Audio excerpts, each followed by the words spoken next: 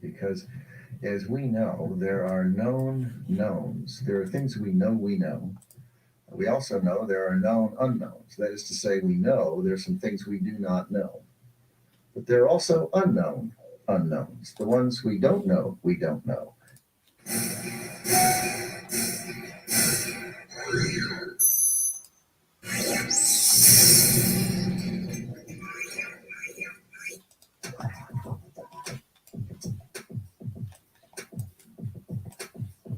Yes, yes, yes. Sir Raphael Dawkins with the Combat Radio. And we are, hold on, are we live? I don't know. I haven't heard the ping. I don't know if the notification has been sent out. I think I'm a little bit late. So I don't know if I've heard the ping. OMG. But anyway, you know what we're here to talk about. You know the title. You know the title piece. Well, do we know the title piece? What is the title piece? Hold on a second. Let's find it. Let's close down some windows and let's find the title of this piece. Okay. Uno momento, mami, slow your tempo. Okay, there it is. So, Warren issues deadline. Team Joshua have until midnight to accept, or Fury Joshua is off. OMG. That's a darned mouthful. But that's the gist of it. Warrant issues deadline. We're gonna get into it. But first things first, we're gonna hear it from the man himself. Let me take a sip of my coffee. Is it too hot? Hold on. No, it is not. Okay. Too hot. Hold on. No. Hold on. Let's shut down the music for just a second and let's do the sound check. Hold on. No, the man himself. Let me take a sip. Use deadline. We're gonna get into it. But the blood, that's a darned mouthful. Headline. Okay. Joshua, I think that's acceptable. I think that is acceptable. Let's get that going. Okay, that's good. Let's bring back the music. Let's make sure that the levels are good. Let's go into the master levels. That's good. That's fine. Okay. Let me get into the main thing. Okay. Let's drop the link up in here. Y'all gonna make me lose my mind. Okay.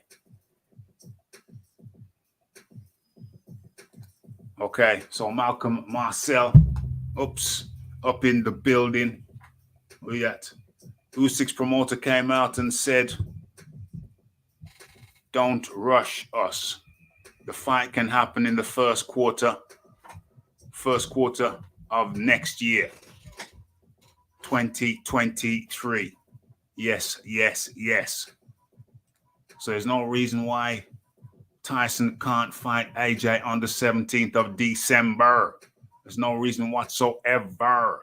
We're gonna be listening to the words of Frank Warren. So we're gonna hear all his excuses? I've already done a show giving him the benefit of the doubt. And I said time would tell.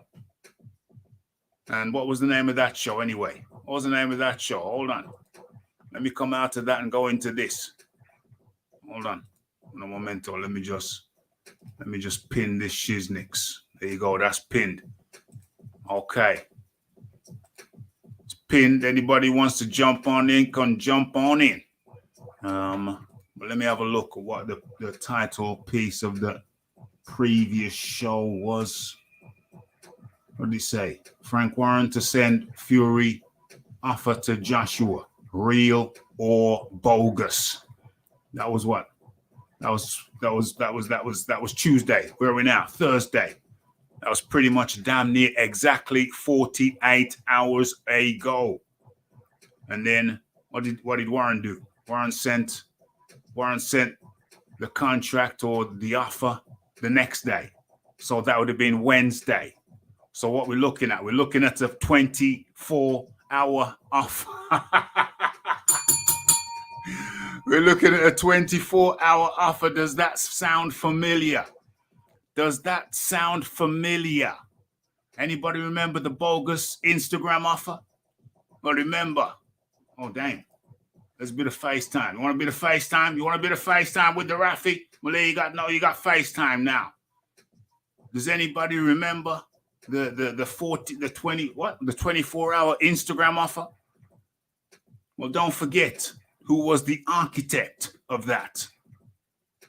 It was none other than Frank Warren. And let's just give you a recap. Refresh your memory, jog your memory. Link is in the chat. And let me take a sip of my cup.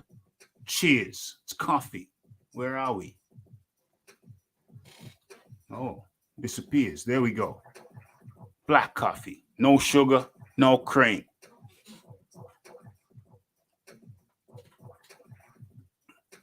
Remember who the architect was of the 24-hour Instagram offer. It was none other than Frank Warren.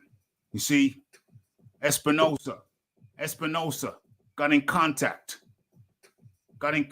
with Frank Warren, and he said, "Can you give us a ballpark figure of what it, what could we get? Can you give us a ballpark figure?"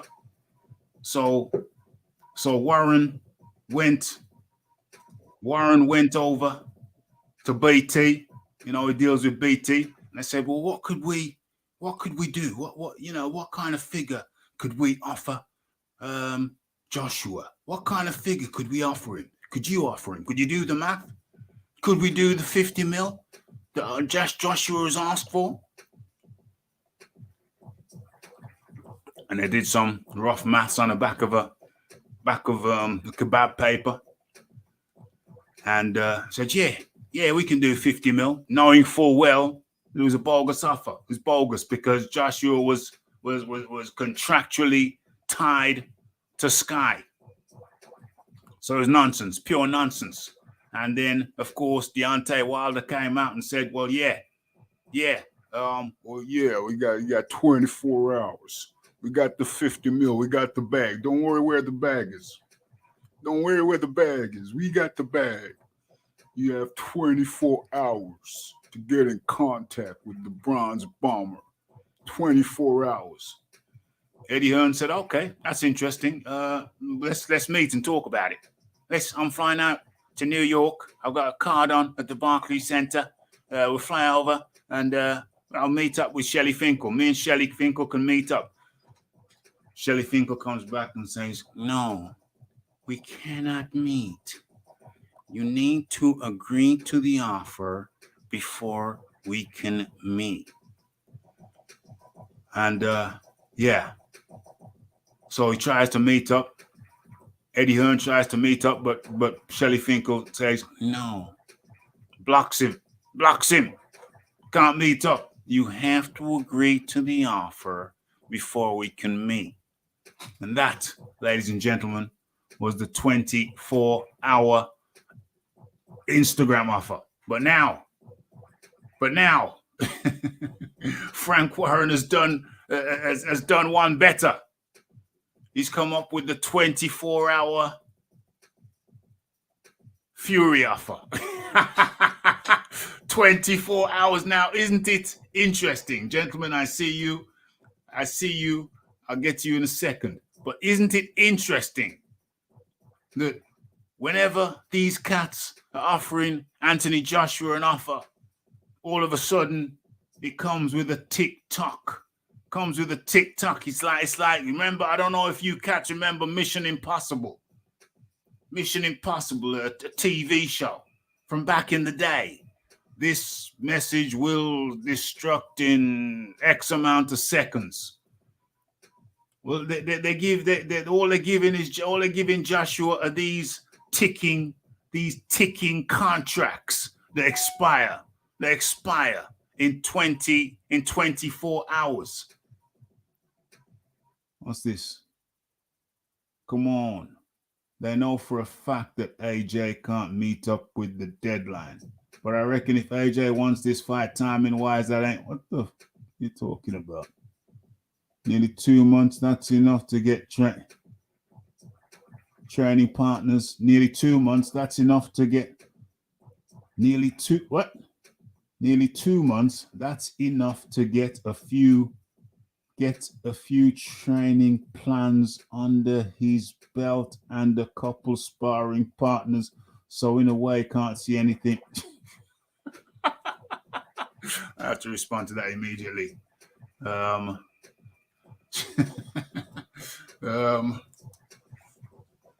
For a championship fight, I can't even respond to that. We're live now. We are live. Okay, I dropped. We are live now. Go to the live show. To the live show. Okay, right. Let's do that. Get rid of that. Okay. Okay. Let's. Before I go to the tape of Frank Warren. A tape of Frank Warren talking what he's talking. Let me just get through. Let me just get through the chat. Then we go to our guests for tonight, and then have their initial preliminary views, and then we get into the quotes. I actually got some tape of Frank Warren saying what he's saying.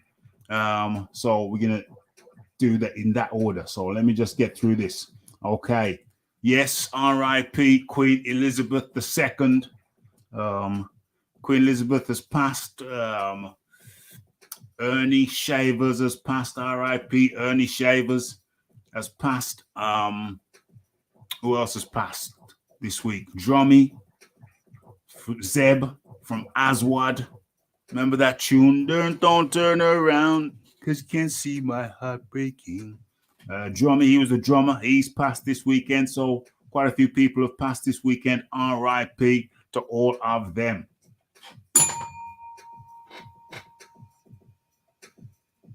Hold on a sec. Let's do this properly. Moment of silence.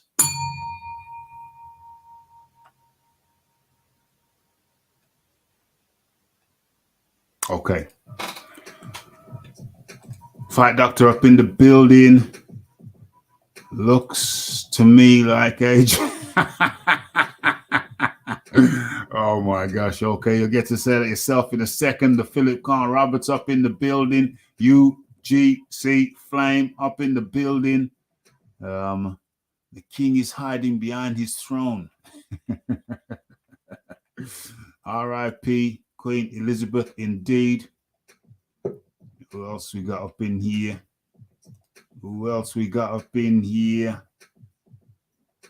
Stop the lies, 20. Stop the lies, 24 hours. Deadlines are coming. Yeah, name me one other one. Just one. Name me one other one. You imbecile. David Bond. Yeah? Eat my grits, David Bond. Eat my grits. Where are we?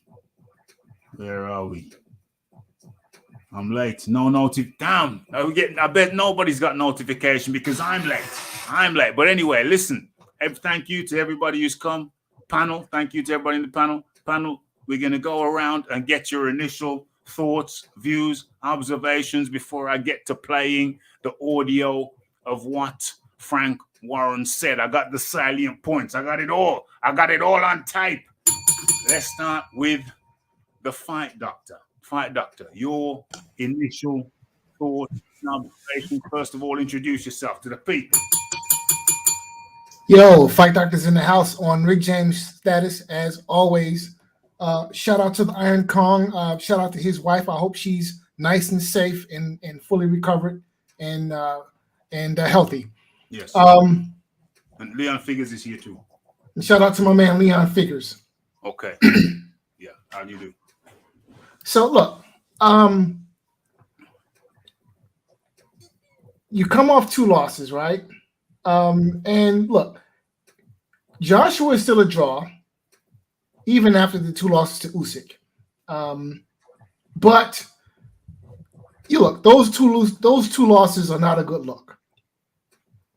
I think fighting Tyson Fury does more for Joshua's career at this point than fighting the next stumble bum that his resume is littered with. Beating Fury puts him right back essentially where he was before the Usyk loss, before the first Usyk loss. Because at that point, he will have beaten the man. Now, Usyk is just the man who beat Joshua. Tyson Fury is the man who beat the man. Who was the man? Well, Klitschko was the man before Tyson Fury. And right now, Fury is the man because last I checked, he's undefeated. Oh. That makes him the man. Oh. So Joshua needs to be. Look, Joshua doesn't have a whole lot of fights left in his career. He doesn't have a whole lot of fights left on the top. He's younger than Fury and Wilder. He might be younger than Fury and Wilder, but his youth did not serve him well in the Usyk fights, did it? Usyk is like 35 years old and made Joshua look very bad. And that post-fight outburst after the rematch was not a good look. Joshua needs the Fury fight for redemption because he's not guaranteed to win his next fight, especially if it's against a top heavyweight, right? Because I'm thinking, the top heavyweights beat him, and there are some guys who are up and coming who I think beat him. So this is his shot at redemption. He needs to capitalize. And if Fury is saying 24 hours, then get to moving.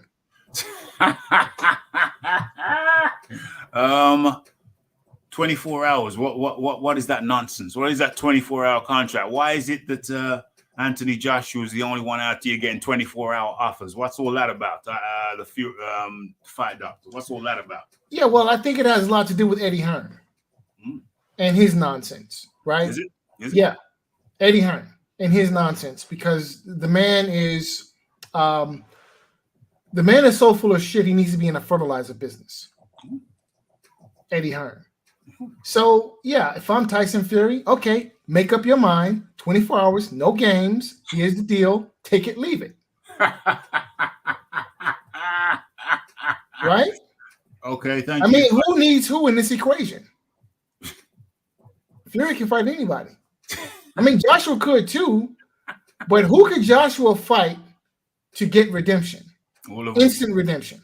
Okay, well, I'm not saying nothing right now. I'm just going around the panel before we go to the audio. Thank you for your initial opening gambit, and that was the fight doctor. We move along to the Iron Kong. Iron Kong, good evening to you. How do you do today? I'm not going to say too much about certain other topics because I don't want you to lose subscribers. I'm not going to ask you about the Queen. Don't worry. No, don't ask them about the Queen. No. You move on. You keep your subscribers because it'll get real nasty in here today. Right? About the Joshua stuff, but Rafi already told you about 24-hour deals, and I'm a small businessman. You can't offer me 24 hours to accept nothing. Right. Mm-hmm. What happened? 24 hours are you gonna kill my dog? You gonna kick my cat? What are you gonna do? Who you think you're talking to? Yeah. Tyson Fury talking like he's some kind of big shot or something, some kind of top shot or something, like he holding weight somewhere. Bro, let me tell you something. Let's not forget Tyson Fury turned down 65 against Anthony Joshua. When he was coming back from his ped ban. Yeah. His ped ban, coming back from a ped ban, his coke binge, he turned down 60-40. Not, okay, I'll fight you, but just let's move it to another day. No. He just said no. Turned down 60-40, just said no. So wasn't fighting Anthony Joshua his chance for redemption after his one big win and then couldn't keep it together, went on his ped ban, I mean, where's the redemption for cheating the fans out of that? Where's his redemption? He don't need no redemption, no? So went on, cherry picked Deontay well because he realized, oh, that's an easy touch over there. I could deal with that. When Anthony Joshua was undefeated, unified champion, offered him 60-40. Nah. It gotta be 50-50 or no fight. 50-50 or no fight, bam. You know what I'm saying? But no, Anthony Joshua got to accept 60-40 within 24 hours. I think it's a good fight. I would love to see the fight. But let me keep it real here. The man said, I will take the fight, accept the offer. Just let's move it a few weeks down the line. He never said move it. He said December. They said December. He agreed to December. Right. The man said, let me just, but now all of a sudden, listen, man, you got 24 hours or else. You see, if me as Anthony Joshua say, hey, go ahead. Go ahead and fight the next bum you want to go fight. You really want to go fight a bum. You really want to go fight a can. But you're really using my name for nonsense. I'm sure I heard Bob Arams that Tyson Fury can't fight Anthony Joshua because Tyson Fury owes him fights. Yes.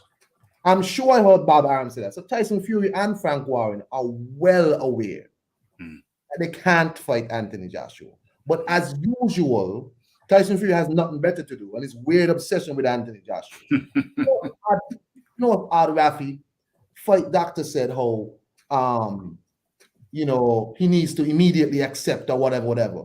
When Deontay Wilder was offered the Wembley Stadium undisputed fight, when he was offered that fight after his first fight with Tyson Fury, right? You know what people were saying? Well, why does Deontay have to fight Joshua on mine? This was in a next year, you know. Yeah. This was in the summer in a next year. Yeah. He turned that down. But for some reason, like you said, when it comes to Anthony Joshua, he must accept any old 24-hour deadline, any old, you know what, you got to accept it this time, otherwise. What do they think his name is, Toby? You know what I'm saying? Otherwise, do you think it's Anthony Toby Joshua? Where was Deontay Wilder redemption when he was gifted a draw against Tyson Fury when he really lost the fight? And everybody know he lost the fight. Where was his redemption? Why nobody tell he was here? You need to go fight the man for undisputed. What happened? So why is it when Anthony Joshua offered these people fair terms? They were right to turn it down. But if Anthony Joshua said, look, no problem, we could just move it. Just, give me some time here. I just come off the fight. Give me some time here to get myself started out. We could fight just a little bit, later than what you wanted. No. It gotta be when I want it, how I want it, and if I want it. Otherwise, you see, if it was me, I would tell Tyson Fury, hey, no problem, partner. Go ahead and fight who you really want to fight. Because you didn't want to fight me. Let's face it, Tyson Fury don't have nobody else to fight that's watered down. We still don't know how much pay-per-views he did against Dillian White. We still don't know. We still don't know. Up to now, we don't know. But that's it for me, on the Anthony Joshua tip. You know what I'm saying? I think his name's Toby? Think he named Toby, you know what I'm saying? All of a sudden, Joshua, as Frank Warren said, Joshua ain't even A-side against Joe Joyce or Joseph Parker. He ain't even A-side there. Bruh, let me tell you something. The person bringing the eyeballs to the fight is Anthony Joshua. He'll always be Anthony Joshua. Let's not lie about it. You could feel he going to get beat by whoever. Tyson Fury has less options than Anthony Joshua. Because whoever fights Tyson Fury next will make less than if that same person fights Anthony Joshua. And that's real fact. You know what I'm saying? Let's not lie here. Who bringing the money to that fight? Anthony Joshua. If Anthony Joshua is involved in that fight, that is a $2 million pay-per-view. If Anthony Joshua is not involved in the fight, we still ain't gonna know how much pay-per-views it did. Because we still don't know how much pay-per-views Usyk did. I mean, the White fight. We still don't know. What a joke. Anyway, that's it for me, Rafi. I wasn't gonna stay long, my brother. No, that's good. I realized you had up the queen, so I'm gonna get off now. I know you don't get to that part. When you get to the part where I hear, the conversation gonna get real grimy and people gonna interfere. I respect a lot for me and gonna mash up your channel. You check. Mr. Leon Figures, fight doctor. Thank you for them well wishes for my wife. My wife is okay. We walking through it right now, and just trying to make sure everybody is safe, the kids and all that stuff. Take care, Mr. Kong, take care.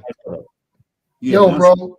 Yo, once- Iron Kong, I'm definitely interested in hearing your thoughts on the Queen. If we can't do it in this form, then we definitely need to do it somewhere else. Well, you Well, Iron Kong's I'll got his tell you own what. channel, so, you know. I'll get on my other channel, the one that I'm supposed to be doing some work on. When I log on with me, and we need to have a conversation about it. You know what I'm saying? What's the name of that channel? It's SKN RBG. That's the name of it. SKN. Fuck, doctors already on. I think Rafi is here too. Yeah. SKNO SKN RBG. Red, R- black, and blue. BG. Okay. Yeah. Okay. So, Iron Kong, much appreciated. Thanks for coming on, sharing your thoughts, and peace. Till next time. Okay. And then we move to the Leon Figures. But 1 second, Leon, 1 second. Let me see what Leighton Evans saying. Sounds like the Wilder deal. 24 hours to accept smoke and mirrors. 24 hours. Mad things, mad things. What's this here? David Bond, whoever he really is. 24-hour deadlines happen all the time to accept basic terms. Only after you accept basic terms, then contracts can be 24 hours to accept basic terms. Who the hell? Name me names. Name me names, because I don't know. I've only heard of Joshua, people telling Joshua, yeah, you got 24 hours like there's some kind of big shots. Yeah, hey, you over there, you got 24 hours to accept these terms I'm sending you. What the? Some kind of idiots. Must think the guy's name is Toby. 24 hours, my ass. 24 hours. 24 hours. Fool business that. Leon Figures, please come on in. Good to have your opinion. Peace, Mr. Dawkins. Peace, Fight Doctor. Peace to chat. Delighted to be here once again. My initial We're getting thoughts. initial thoughts before I go to the audio. We got audio, we got tape, we got him on wax, we got the facts, but we're getting initial thoughts and observations before we go to what Frank Warren actually said.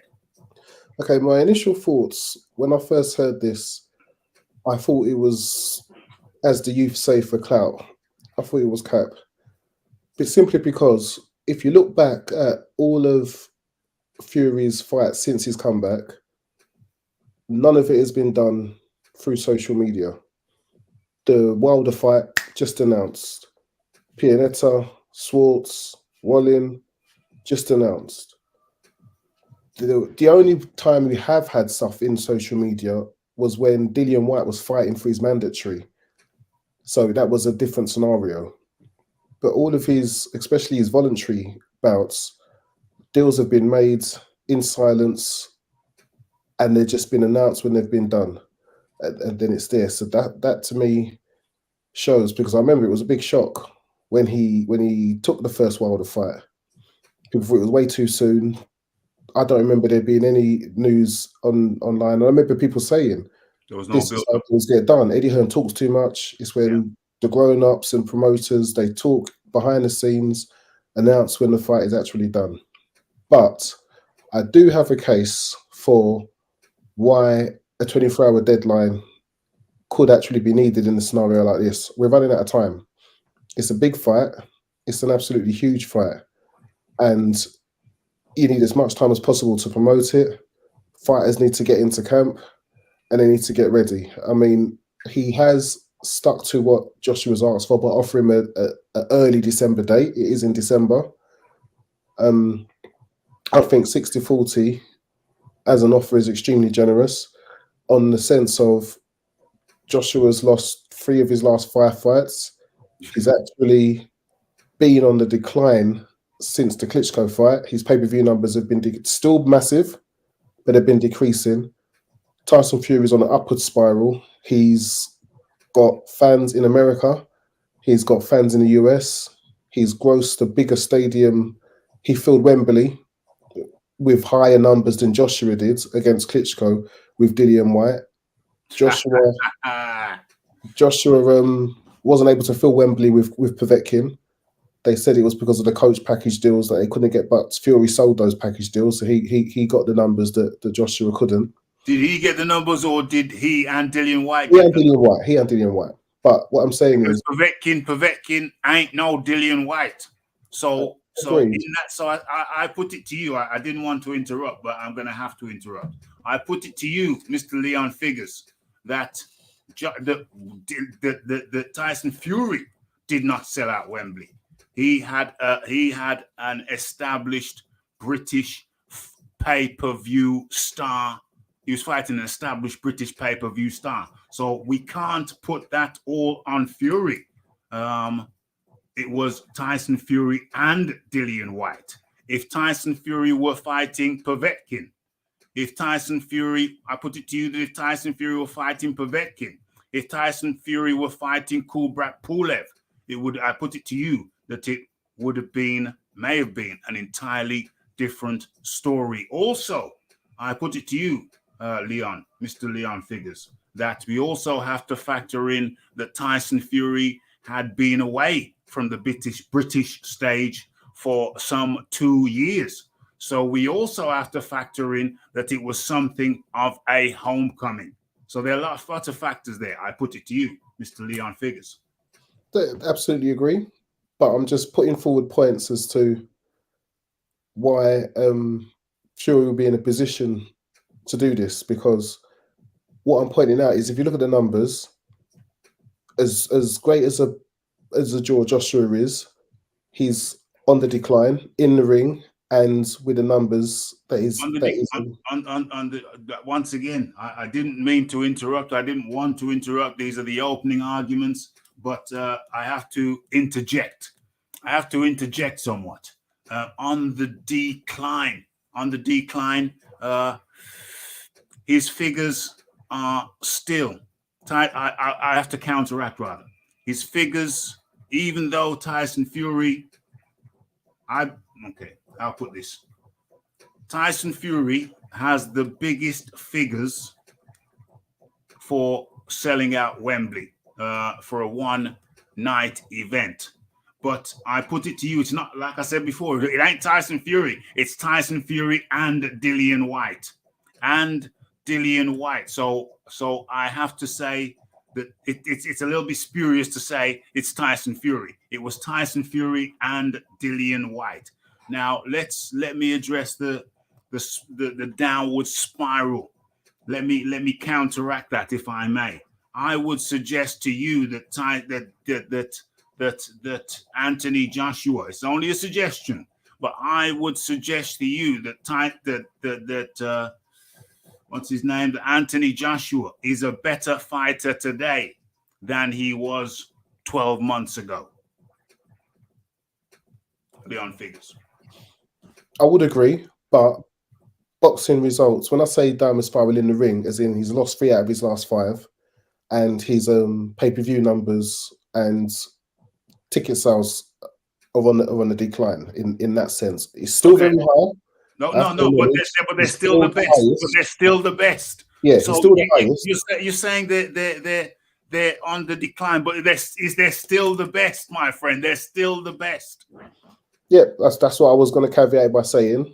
They're still the highest, but one is going down. One is going down the trajectory in the ring and financially, and the other one is on the increase at the moment. So, and I will remind you what Eddie Hearn and Joshua were like when they held all the marbles, when they had everything in their favor. I mean, you know, I'm reluctant to bring this up because it always starts a diatribe, but the offers that he gave Deontay Wilder, the flat fee, you know, that those were the kind of things that Joshua and Hearn were doing to flex their A-side muscle. Whereas now Fury's not gone in with a flat fee. He's not gone in with a one-way rematch clause. is gone in with a 60-40. And well, it's a one-way rematch cause now because Joshua doesn't have any belts, but it's a 60-40 and a 50-50 in the return. I think that is extremely generous. Let For me what? come in there, the generosity. Okay, so you're making some very good points here, some salient points, and points that I want to touch on. So rather than I would have touched on these points later, but you're making them now, so it's good. We can get it out of the way. We can boom, boom, boom. This is heavy artillery. This is heavy artillery being thrown. Okay, so let me come back at you. You come in with some heavy artillery. Let me come back at you with some heavy artillery. 60-40, you said was generous. I put it to you. Extremely generous. I put it to you. Oh, extremely generous. Oh, even better still. I put it to you, Mr. Leon Figures, that Anthony Joshua could come back like Tyson Fury did, like Deontay Wilder did, and say 50-50 or no fight. I put it to you, Leon Figures, that despite your assertion that Anthony Joshua's figures are on the decline, despite that, which we've already just covered, I put it to you, Leon Figures, that Anthony Joshua is still, with 3 losses in 5 fights, I put it to you, Mr. Leon Figures, that Anthony Joshua is still the bigger draw. He 100% is the bigger draw. He's able to tap in to that. And not Saudi only money. that, not only is he the bigger draw, but as the bigger draw, he would be perfectly within his rights on a mathematical level to say, yo, stop effing around. It's in private, so he can speak like he normally would speak. He could say, yo, stop effing around. I'm still a bigger draw than you. You know it's 50-50. You know it's a 50-50. You know it's a 50-50, and I'm being generous to you. Anthony Joshua can have a conversation behind the scenes and say, you know that I'm still the bigger draw. So 50-50 is more than appropriate. And at 50-50, I'll probably still be doing you a favor. So hold on. Let me just finish this point and I'll get back to you. So this 40% for Joshua being generous, I put it to you, my dear friend, that's utter poppycock. Well, the reason why I'll say it is generous is because nobody can say that Joshua doesn't value the belts, and that's what Fury's offering him now, a fast track back to the belts. Because after the second loss to Usyk, which is what probably helped spur on his outburst after the fight, he was at that moment in the wilderness. He had a rebuilding job to get back into contention. He was looking at what minimum 12, possibly minimum 24 months before he got another title shot. So Fury's coming in with a fast track right back to the belts. And that is what Joshua values. So in that sense, when Joshua was taken into account his value, this is why, because I think Eddie Hearn said it, they've accepted the 60-40. What they're disputing was if Joshua wins, it should be 60-40 in the rematch rather than 50-50, which Fury offered. Yeah. So Joshua values it, and so that's saying something, because Joshua's accepted the 60-40 for the first fight, even though he hasn't accepted the 50-50 in the rematch if he wins. Mm-hmm. He has accepted it himself. So that shows Joshua accepts the value of it. Well, hold on a second. Hold on. Oh, that's not quite right, because he's accepted 60-40 the first fight, but he's saying 60-40 the other way around in the second fight. So effectively, he's saying 50-50 both fights. Look, I mean... No, he's saying, no, that's the math. If he's 60-40 the first fight, and then 60-40 in reverse the second fight, he's basically saying 50-50. But look, this is what I'm saying. When Joshua has the marbles, how did Tony Bellew put it? Has the salt and pepper on his side of the table, Joshua flexes those muscles hard. So But we Usyk, can't get away for from, we can't example. get away from the fact, Leon, he's saying 50-50. 60 Yeah, but- 40 one way, then 60 40 the other way. That's 50-50. But No. It's Oh, 50-50, the only Leon. person at the table now with a belt is Tyson Fury. Leon, And without it's Tyson Fury, 50-50. for Joshua to get back to having a belt, his only option now is Tyson Fury. He Leon, can't fight Usyk again. Leon, can we agree that what Joshua is saying is 50-50 both fights? Yeah, that's what Joshua wants, but No, Fury that's what wants he's it saying. So Joshua is saying 50-50 both fights. over 2 fights. Yes. But I do not see. I do think it is still an extremely generous offer for Fury, offering him 60-40, then 50-50 in a rematch. No, it's not generous. If Joshua is still the bigger draw, which we agree to, it's not generous. But Joshua don't have any belts now. It's irrelevant if he's still the bigger draw. It's irrelevant. Joshua, And remember, I put it to you that Joshua. No, that's a different argument. But listen, we have to stop there. No, we have to stop there, and we have to listen to the tape. We will continue after the tape. Get to the video. Absolutely, we have to get to the video because people need to know that what the title is saying is factual. So let's get to the tape for real. As a matter of fact, rat-tat-tat-tat, let's first and foremost, let's get to the Fight Doctor. You've been quiet for a while. Have you got any observations before we get to the tape? Brief observations before we get to the tape. Well, just like I said, at this point in Joshua's career, fighting the next tomato can does nothing for him, especially given that the next tomato can might actually beat him.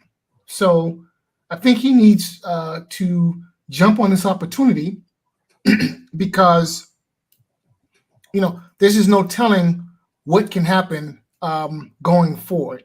Are you worried? You're worried that Joshua may lose? It's not a question of if; it's a question of when.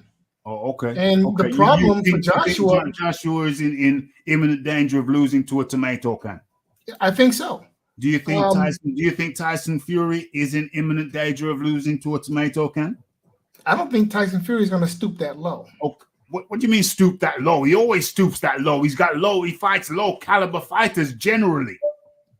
Do you think Deontay Wilder is in imminent danger of losing to a tomato can? We won't know until October. Deontay Wilder is a question mark. Now, I don't think Tyson Fury is in any imminent danger of losing to a tomato can. Deontay Wilder, he's an unknown quantity. We won't know what his status is until October. Okay. But we know what Joshua is at this point. It's no question. We know that Joshua just lost to the pound for pound Ring Magazine numero uno. We know that Joshua just lost to a guy who, besides him, has not beaten a top 10 heavyweight. Yeah, but he's a Ring Magazine pound for pound numero uno. Yeah, that's got nothing to do with his standing at heavyweight. Now, does it? Well, I think it does because he's also the unified champion. But anyway, keep your powder dry, keep your gunpowder dry. We're gonna come back to you, but we got to get to the tape. Now, Dr. Wodak says the Wilder flat fee was still 3 times his highest. Whose highest earnings? What was Wilder's flat fee? And it was 3 times whose highest earnings? You're talking about Wilder. I think he's talking about the offer AJ offered him, saying that the flat fee AJ offered him was 3 times Wilder's highest ever purse. Fair play. I agree with that. AJ don't have a problem with the offer. Tyson wants to fight an underprepared AJ. Yes, I agree. Why won't Fury unify? Why bother with? I mean, Usyk says he's injured. Looks like AJ injured Usyk, maybe. And Usyk ain't gonna be ready. He wants to spend some time with his family, which is understandable. His kids, he got kids. He's been in the gym for the last 6 months, apparently. That's what he says. Yeah, and that's his I think he understanding. wants to enjoy some of that Saudi money he's just He pocketed. wants to enjoy some of that Joshua money he just got. Understandably. Okay, let me see what's going on here. David Bond, no relation to James, I'm 100% sure. Tyson became a megastar, says who? Megastar he defeated the last great American heavyweight. That's why Fury is huge in the UK, because he defeated the last great American. I don't know if Wilder never established himself as great because he fought low-hanging fruit the whole of his career. So he never established himself as great. Is he great? I don't know. We can't tell because he never fought the top guys. We can only measure him against an old Ortiz and Tyson Fury. We can only measure him against. That's not good enough. And now he's going to fight Hellenius, and that's not going to be good enough either. So he's hamstrung himself. This is silly. If AJ wins, why should AJ give Tyson 50-50 in a rematch? That's crazy. Wilder is the last great Okay, let's get to the tape. Okay, so It's as simple as that. That's where we're at. They said he wouldn't be ready, so Tyson said, okay, let's kill the music so we can actually hear what is being said. Making this fight, and that you've sent an offer. So my first question is, Hold on, I don't want to. sent to Matchroom then. So they've got the offer, and it was a very good offer, which Hold on, let me adjust some levels here. Because that's really low. It's real low. Okay, let's go. subsequently has been coming out. I think Tyson's said what was in the offer, and Okay, we know it's 60-40. Yeah, 60-40 split, which is I think from Tyson's perspective is very generous. very generous and generous to if Joshua's the bigger jaw though. So carry on. November, because we're trying to get it on Man United, but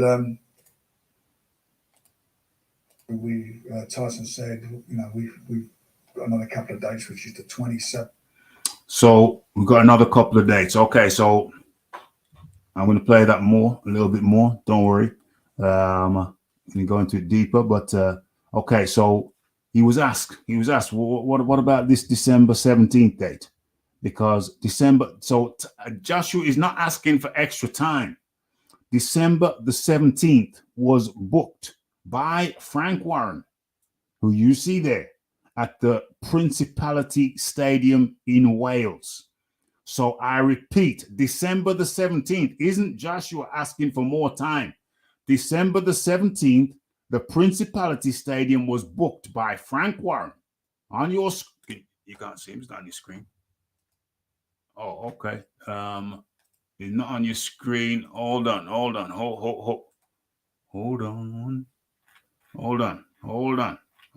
You know, the referee likes to do things in a certain way. Hold on. My bad. Hold on. Okay, here we go.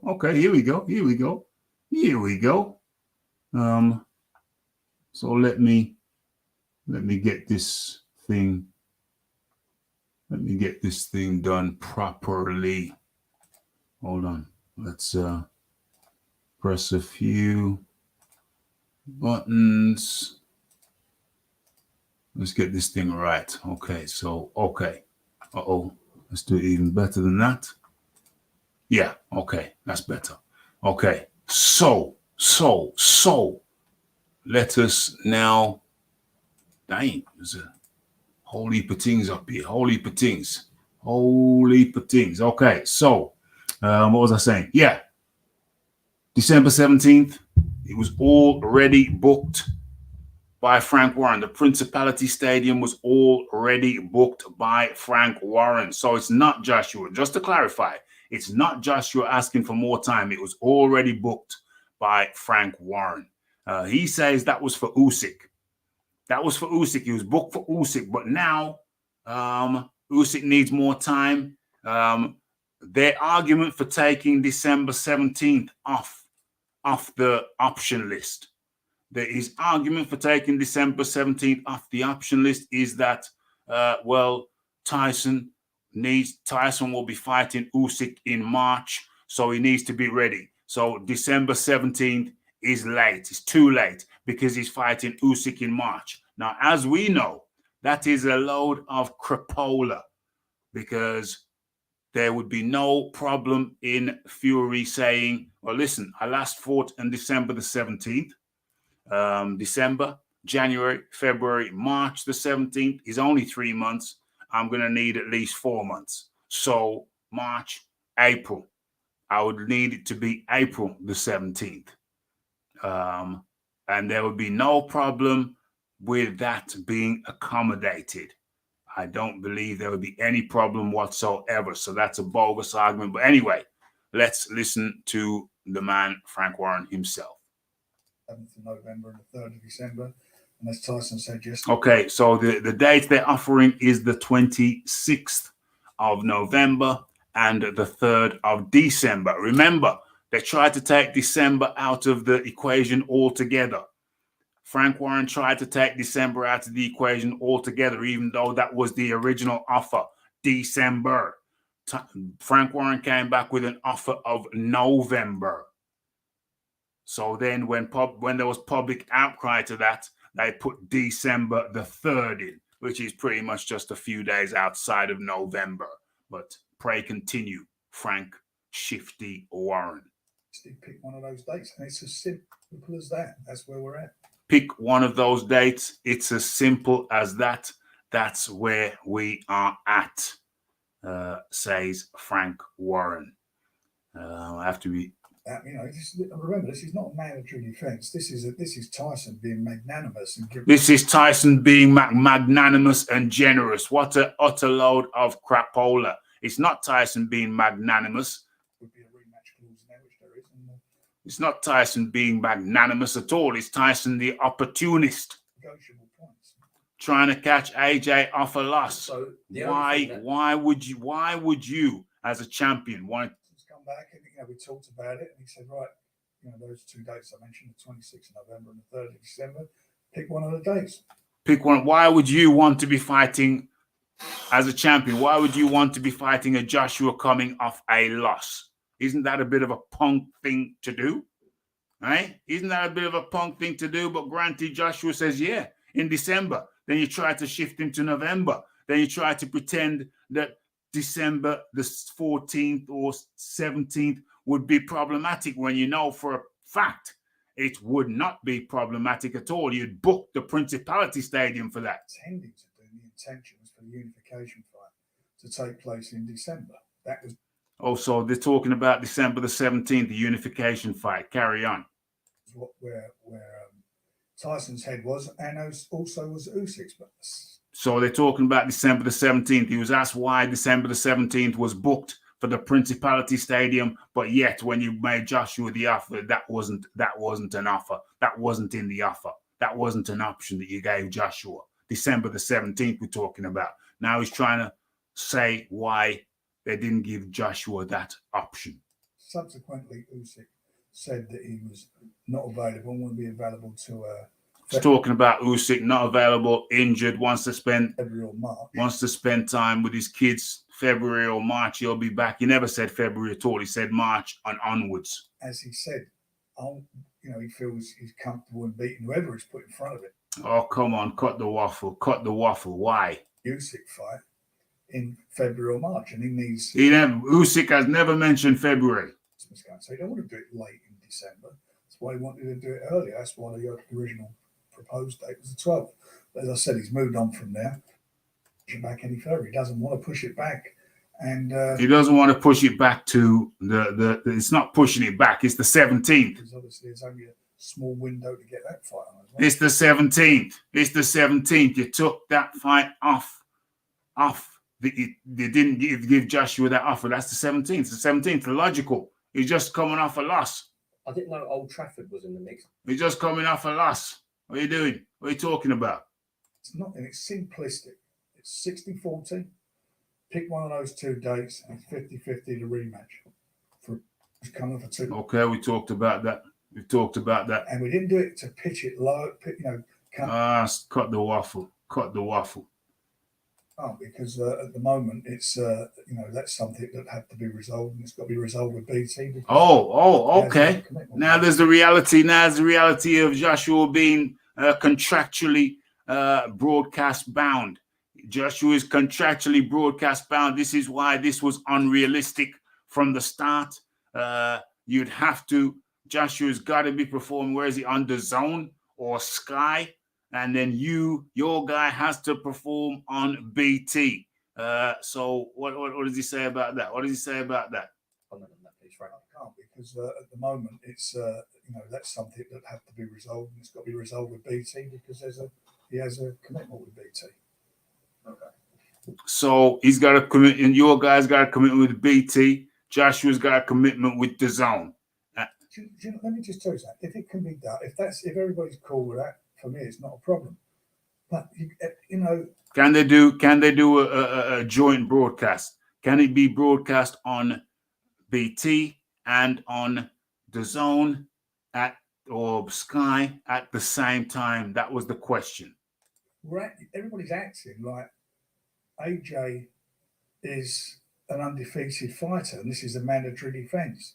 Tyson's giving him an opportunity to get back into the big time.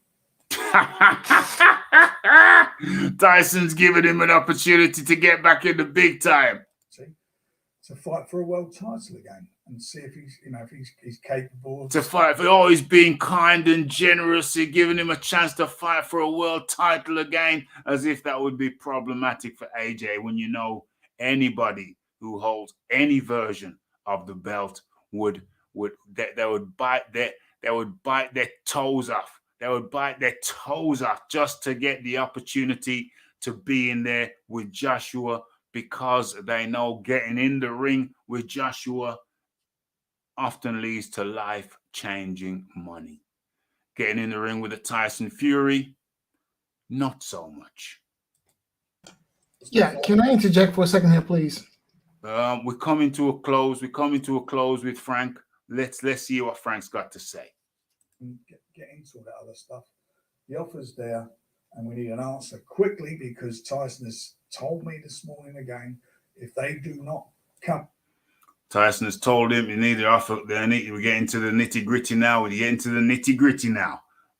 Let's see what Tyson. What did he say about Tyson? Come back with the thumbs up, then we move on.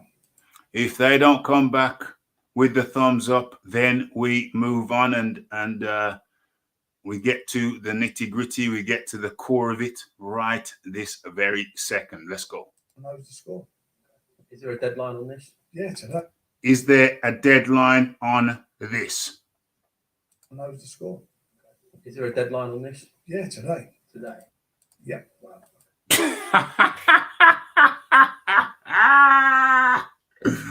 Oh, hold on. I did that 2 times. One more time with feeling. So there's no ambiguity whatsoever. Who knows the score? Is there a deadline on this? Yeah, today. Today. Yeah. Wow. Okay. Is there a deadline on this? Yeah, today. Wow. Okay. And with that, I bring down the master volume a little bit so we get the levels correct. And we go back to the panel and the chat. And there it is, ladies and gentlemen. There it is. Frank Warren issuing the ultimatum, the deadline, the ultimatum and the deadline. This is lining up to be an extremely lively and well to put together discussion. Absolutement. And the fight doctor, he said you want to come on in, so come on in. At this stage in Joshua's career, knocking over a tomato can does nothing for him. Now, I can understand him. Hold on a second. I can't let you say that unopposed and unchallenged. Now, let's be clear. Let's be clear about this. The argument is that this is a switch and a bait and switch. The argument is that this is a bait and switch, that this is a ploy by Tyson Fury, by Frank Warren, to get Joshua into a discussion. A 24-hour offer is being made. Use Joshua's name to make people aware that Tyson Fury is fighting imminently. Make an unreasonable demand, which is the 24-hour demand. Make an unreasonable demand.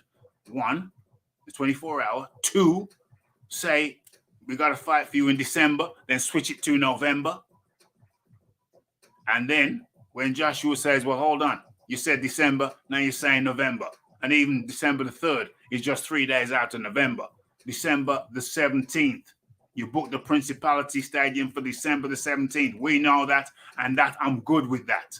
And they say, oh no, that's too late.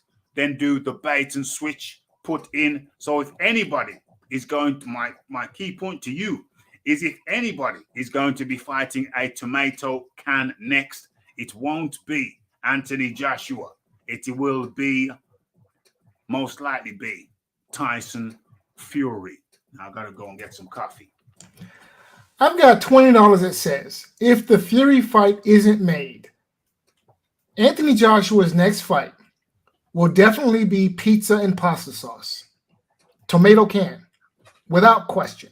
All right? Look, this negotiation tactic currently being employed by Tyson Fury is nothing more than Team Fury trying to take advantage of Joshua kicking a man while he's down, essentially. That's what's going on here.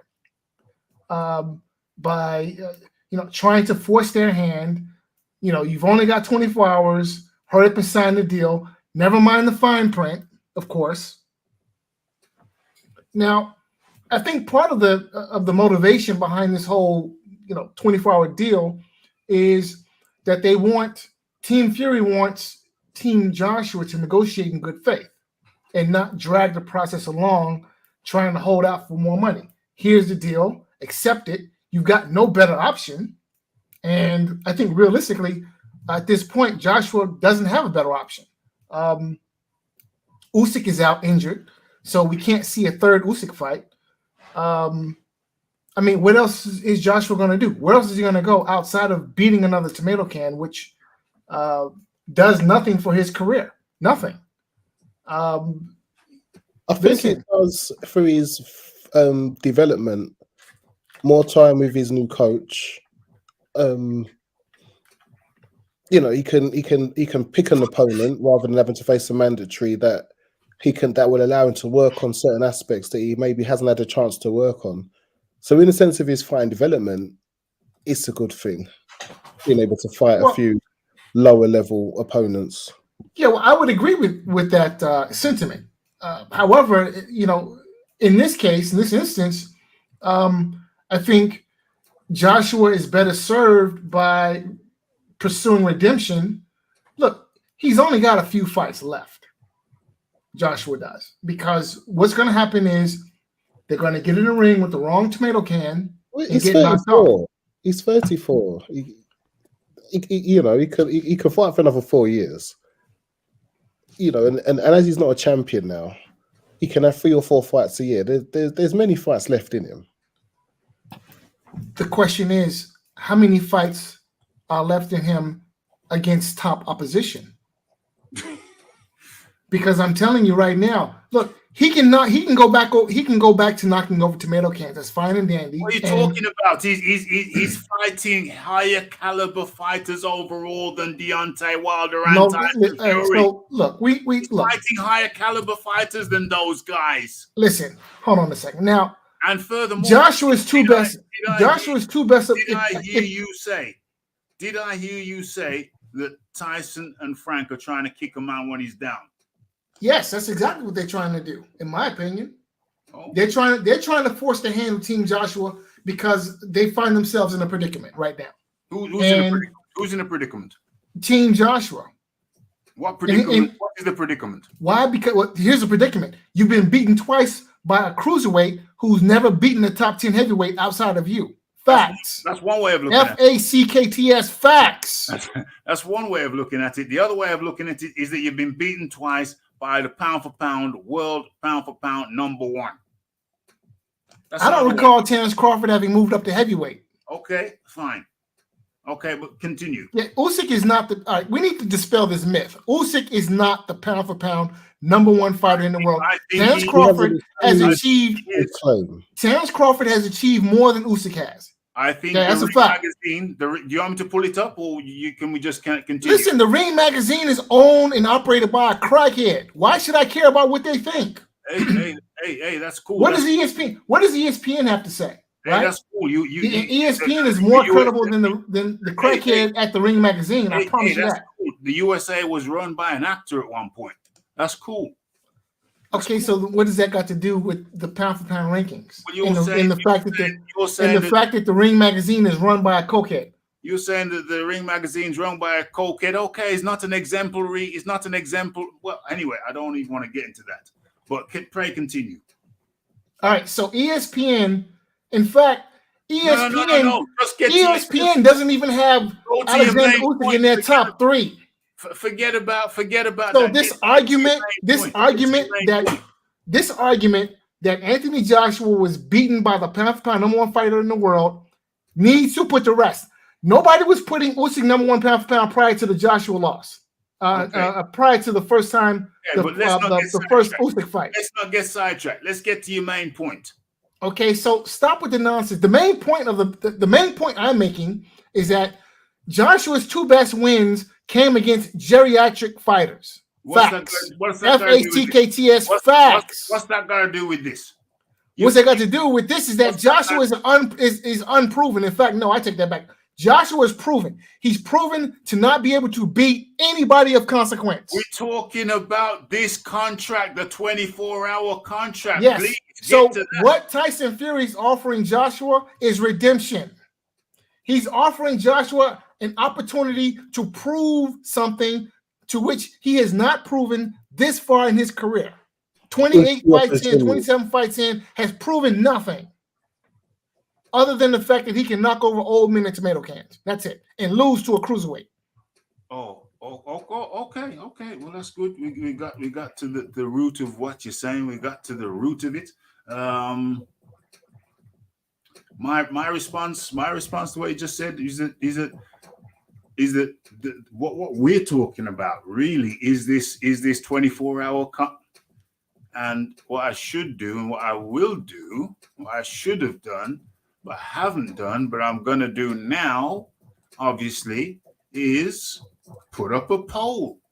We're gonna put up a poll. But let me clarify. Let me clarify that what we're talking about. What we're talking about is this 24-hour. How do I word the poll? Is this 24-hour deadline acceptable? Is this 24-hour deadline? Can I put one caveat on that, Mr. Yeah. Come on in. In the sense that Frank Warren has pointed out that it's a 1-page kind of preliminary that they're sending, that they're saying to agree to. The splits, the date, and the venue, basically. So we got to say that it's not the full, we're not talking networks, but they've both agreed, Hearn and Warren, that they could be looking at 2 million pay-per-view buyers. When there's that many, there's enough in the pot, as Frank Warren likes to say, for it to be split down the middle. For 50, both platforms can put it on, and both platforms can eat. So No. Both platforms can't put it on. What Warren is saying is both platforms can't put it on. That was covered in the little bit there. You may have missed it. Well, what he said was, what his actual words were. Well, his actual words were, when asked if both platforms could put it on, is he said, well, listen, Tyson Fury is giving Joshua an opportunity. An opportunity. This isn't a mandatory.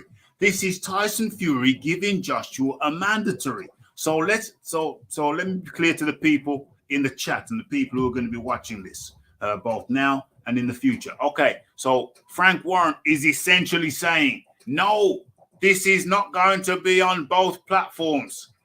This is not going to be on both platforms. This is going to be on BT Sports. Oh, dear. Once again, this is unrealistic. It's not even real. It's not even a real offer because they know Joshua is contractually broadcast bound. So on that point alone, it's not a real offer. It's not real. It's bogus. Is this a real? So it's not even about the 24-hour. It's a question, is this real? Is this a real offer or is it bogus? And it's bogus on that point alone.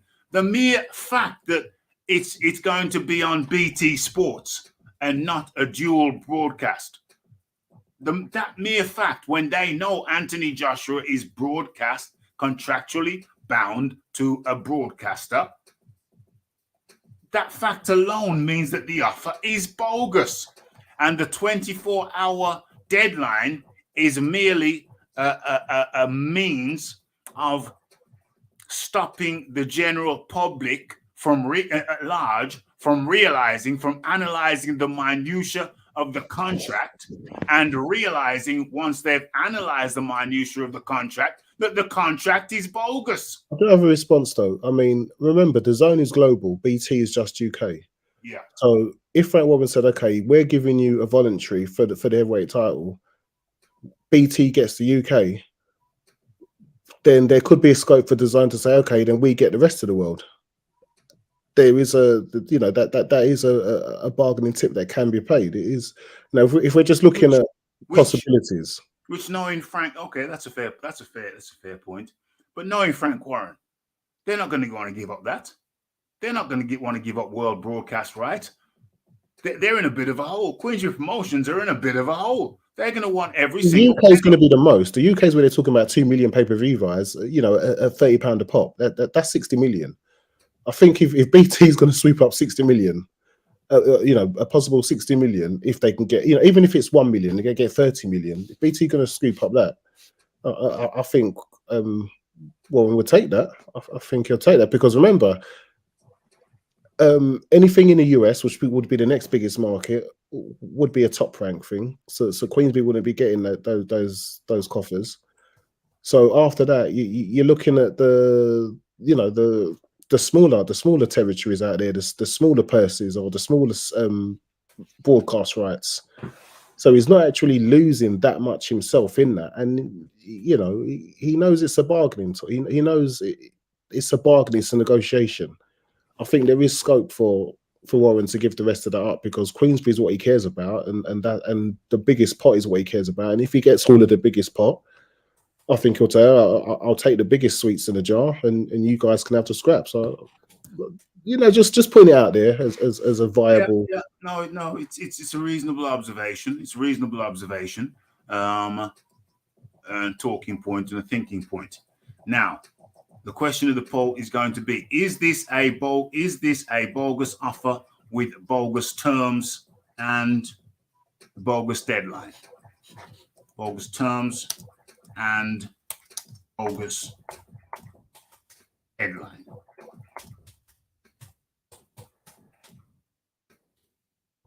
I spelled bogus wrong the last time.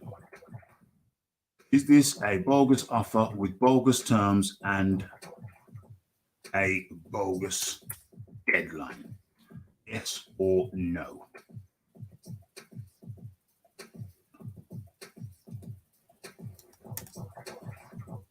Boom. Okay, so the poll is up. Is this a bogus offer with bogus terms and a bogus deadline? Okay, so I started my fit by saying I think it is a bogus offer. So, yeah. So if any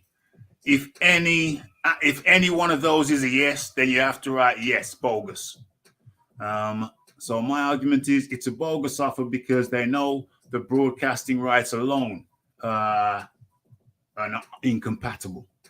The broadcast rights alone are incompatible. That's one.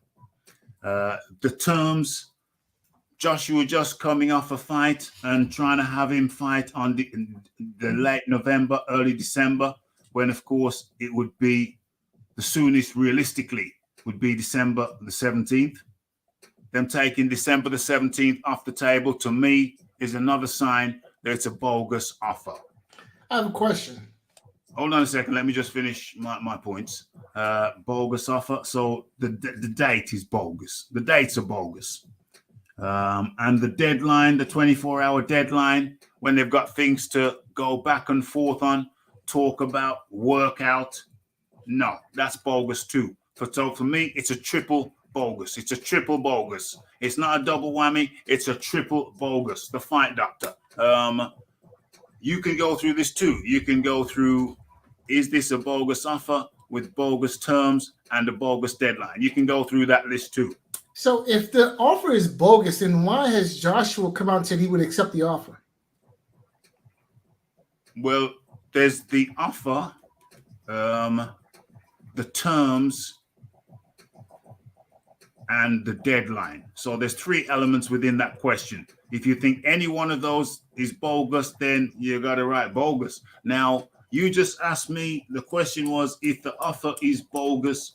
Well, elements. What did you say? Joshua accepted the terms? No, Joshua accepted December the 17th. And then they took that off the table. So then he doesn't accept that. So to answer your question, no, Joshua does not accept the terms which they came back with. The original terms meant that December the 17th, which Joshua said, no, Warren had booked the Principality Stadium for December the 17th. So there was an assumption, a reasonable assumption, that when they came and said December, that Joshua assumed, and any right-minded person would have assumed, that he meant December the 17th, because they knew that Warren had booked the Principality Stadium for the December the 17th. So Joshua accepted that. But when they came back with the actual offer, they switched it to November. Bait and switch. Bait and switch. So that's immediately bogus. Immediately bogus. Bait, December. Send the offer, November. Bait and switch. But to answer Fight Doctor's question, I think Joshua is accepting it because he's fast tracked back to getting a world title fight. You know, he's not accepting it. He's not accepting November. Well, the initial 60-40 he split. accepted the initial offer, which was December 17th, being the presumption. But remember, they did come back and say early December as well was included in that, so they're still within the December parameters, even early though they're December or late December. So what was on the table then was early December or late December. Obviously, Joshua would prefer late December, so that was all cool in the gang. But when they actually sent the offer, I can show you I can actually show you what the offer said. I can show you. Let me show you on the screen. Let me pull it up. Let me put it up for y'all. Yes, that would be good because I haven't been privy to all of the information that you have. Let me show you. Let me put it up on the screen. Can you see that? Breaking news. Frank Warren has said they will be sending an official written offer today. That was Tuesday or Wednesday to Anthony Joshua to fight Tyson Fury in the UK in November. Bait and switch. Bait and switch. But then, Yeah. but Yes. there has been a development since then where they've said, was it the 3rd of December? The 3rd of December, yes, which It's is only still 3 December. days. Which is only 3 days after November, which is unacceptable. It's still December. It's still December, and it's still unacceptable. It's not enough time. Joshua's team said it's not enough time. They need it late December 17th No, when they Joshua book said the he'd be ready for Principality December. Stadium.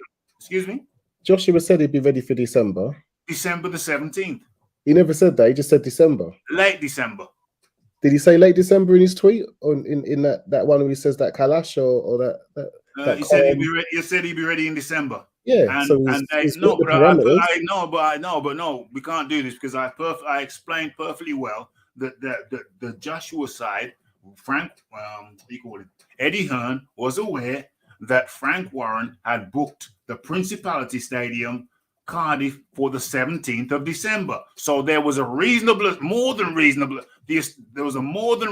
assumption that when they said December, they meant December the 17th, because they had the Principality Stadium booked for December the 17th.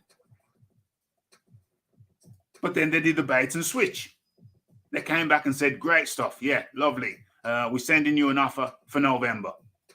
No, that's not I December. mean, yeah, I'm trying to be I understand. slightly contrary because I'm trying to put forward cases for it. But as you said, the more you talk about it, everything that's agreed, the goalpost slightly shifts until AJ walks away, so that they can say people about the fight. It's designed to have AJ walk away.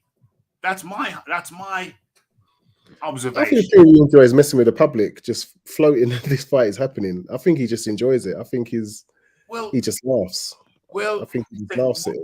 Well, principles don't seem to come into it, because it's unprincipled.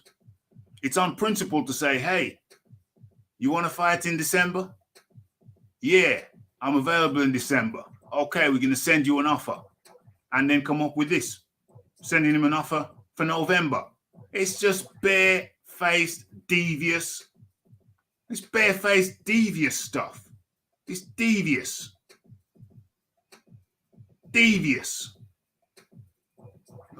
What's the poll saying? What's the poll saying? Is this a bogus offer with bogus terms and a bogus deadline? There it is. There's what is this, 7 minutes ago, 13 votes. How many people are up in here? Okay. There's people up in here. Okay. Sometimes people find it difficult to vote. They might be on their some kind of device which they find difficult to vote from. Okay. I'm going to leave that. I'm going to leave that poll up. It's only been up there 8 minutes. I'm going to leave it up there. And let's take this. Let's take that down. What was up there in the first place? Okay, so let's go in. No, let me get into the chat first of all. Unless does any of you have a point that you want to make right about now before I go into the chat? And then I'll get, so I'm gonna let you speak, go into the chat, and then come back. So, Fight Doctor, is there anything you want to say right about now? No, just I would like to better sort out like the timeline of exactly what's been going on and why if any changes have been made, why they were made, and get to the bottom of what the hell is really going on here. Okay. The timeline. Okay, let me go to Twitter. Well, actually, before I do that, okay, let me go to what the people are saying. Why won't Tyson Fury unify? Why bother with AJ? Okay, so Usyk is out. Usyk says, no, I'm not fighting again this year. I'm fighting again next year. Next year being 2023. I have injuries, so it looked like AJ might have cracked. AJ might have cracked one of his ribs. I don't know. His injury. Did AJ injure him? Hey, I don't know. Or was it a pre-existing injury? Hey, I don't know. Hold on. Let me get the banner back up so people know what's crack-a-lacking. Okay, there it is. Or do I do it differently? Do I do it different style-y? I do it that style-y. Different style-y. Different style-y. There we go. Boom. And then let's see what people are saying. Okay. Wilder. Uh-oh. What is this? They can't even keep the damn story straight.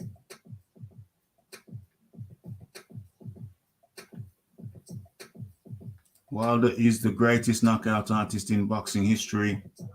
Well, no, because his opposition were under par. He chose not to fight any of the Klitschko's. He chose, and in doing so, he can't. And then he chose not to fight Anthony Joshua. Then he chose not to fight Dillian White. Now, who's to say he wouldn't have knocked out all of them people? Who's to say he wouldn't have knocked out Klitschko? Yeah, it's hard to knock out an Anthony Joshua when he's ducking. Who's to say he wouldn't have knocked out an Anthony Joshua if they'd met? But he ducked that fight. Yeah, Who- Joshua would have got slept. Yeah, No yeah, question. yeah. But yet Deontay Wilder turned and self-admittedly said himself out of his own lying mouth, said that I declined an Anthony Joshua fight for more money to fight you. For Yeah, less those, money. For less money. what were his exact words? Because I Those suspect. were his words. He No, said, no, I want to see declined. what his exact words were Yeah, because no, I go and suspect. find his exact words because it don't matter what his exact words were. Yeah, It's actually, exactly it what he does said. matter. It's Actually, exactly- it does matter. It Yeah, it doesn't does. because what matters is the point that he was making, and the point that he was making was that I turned down more money to fight Anthony Joshua, to fight you. Yeah, For less somehow less I money. think Deontay Wilder has been misquoted. No, and he the was facts not have been misquoted. misconstrued. No. it wasn't We misconstrued. need to get And the exact it was quote and the misconstrued. context in which the quote was made. It Okay. was Right, not Doctor, I misquoted. do remember it, but he was in the lines of, I turned down more money because I'm a man of my word, which suggested that he had already agreed the Fury, and then Joshua came and offered him more money, and he said, I'll turn that down because I'm a man of my word, and I said I was going to fight you at that price, so I fought you at that price. And he was implying that Fury was being out of order because, as he said, as he felt he cheated, where he was doing an honourable thing, and he could have left him there and gone for more money in the zone. So the implication clearly was that there was a bigger offer, but that came after the Fury offer. From No. I'm putting a genuine context. No. Let me come in there and add my statement to that. No, I agree with everything you said, but for the fact that he was already contractually obligated to fight Fury. I agree with No, everything. he said he had an offer, not contractually obligated. Already had agreed an offer with Fury. He had already agreed. Okay. Well, that's the part I disagree with. I think this is my interpretation. I'm not saying you're wrong. I'm merely saying this is my interpretation. My understanding is that he could have fought Joshua for more money, but because he had verbally agreed or stated that he would fight Fury, he declined to take the bigger money. So it was a verbal agreement rather than contractual. Yeah. You see what I'm So saying? here we You see go. what I'm saying? Okay. Yeah. See, there's always right. The Anthony Joshua cheerleading contingent once No again cheerleading, just facts. Just is facts. in Just dealing with facts. full effect. We're just dealing with facts. If you Yeah, got okay, some so what are the counter facts? please. So what are the If- facts? The man, if you no, have no, counter no, no. facts, Okay, so please come here are the with them. FACKTS, the facts Okay. as they are. Yeah. Anthony Deontay Wilder agreed to fight someone else when this supposed Anthony Joshua offer Verbally, came. verbally, not contractually. Okay, well, if a So he's man doesn't have so his he's word, contractually what else free, does in my he opinion. have? The man verbally agreed to fight Tyson Fury. No, he verbally stated a desire, and there was no contract. That's Yeah, what okay. I think. We need to go back. So here's what we need to do. We need to go back, get the No, quote, and That's what establish you the need to do. timeline That's of what you events. need to do. I have a show to run, and I Yeah, will because continue to run it the show. seems to If me, you- because if it seems you to me want to go that the back and cheerleading, look, please feel free to do so. yeah, because it seems to me like the cheerleading has clouded your judgment, sir. Yeah. If you need to go back and have a And- look at and something your that recollection. I already know to something that Leon already knows. If you need to enlighten yourself, please feel free to do so. But I know, and the general public know, and the chat knows, regardless of which position they stand on, that Deontay Wilder stated that I turned down more money to fight Anthony Joshua and fought you instead.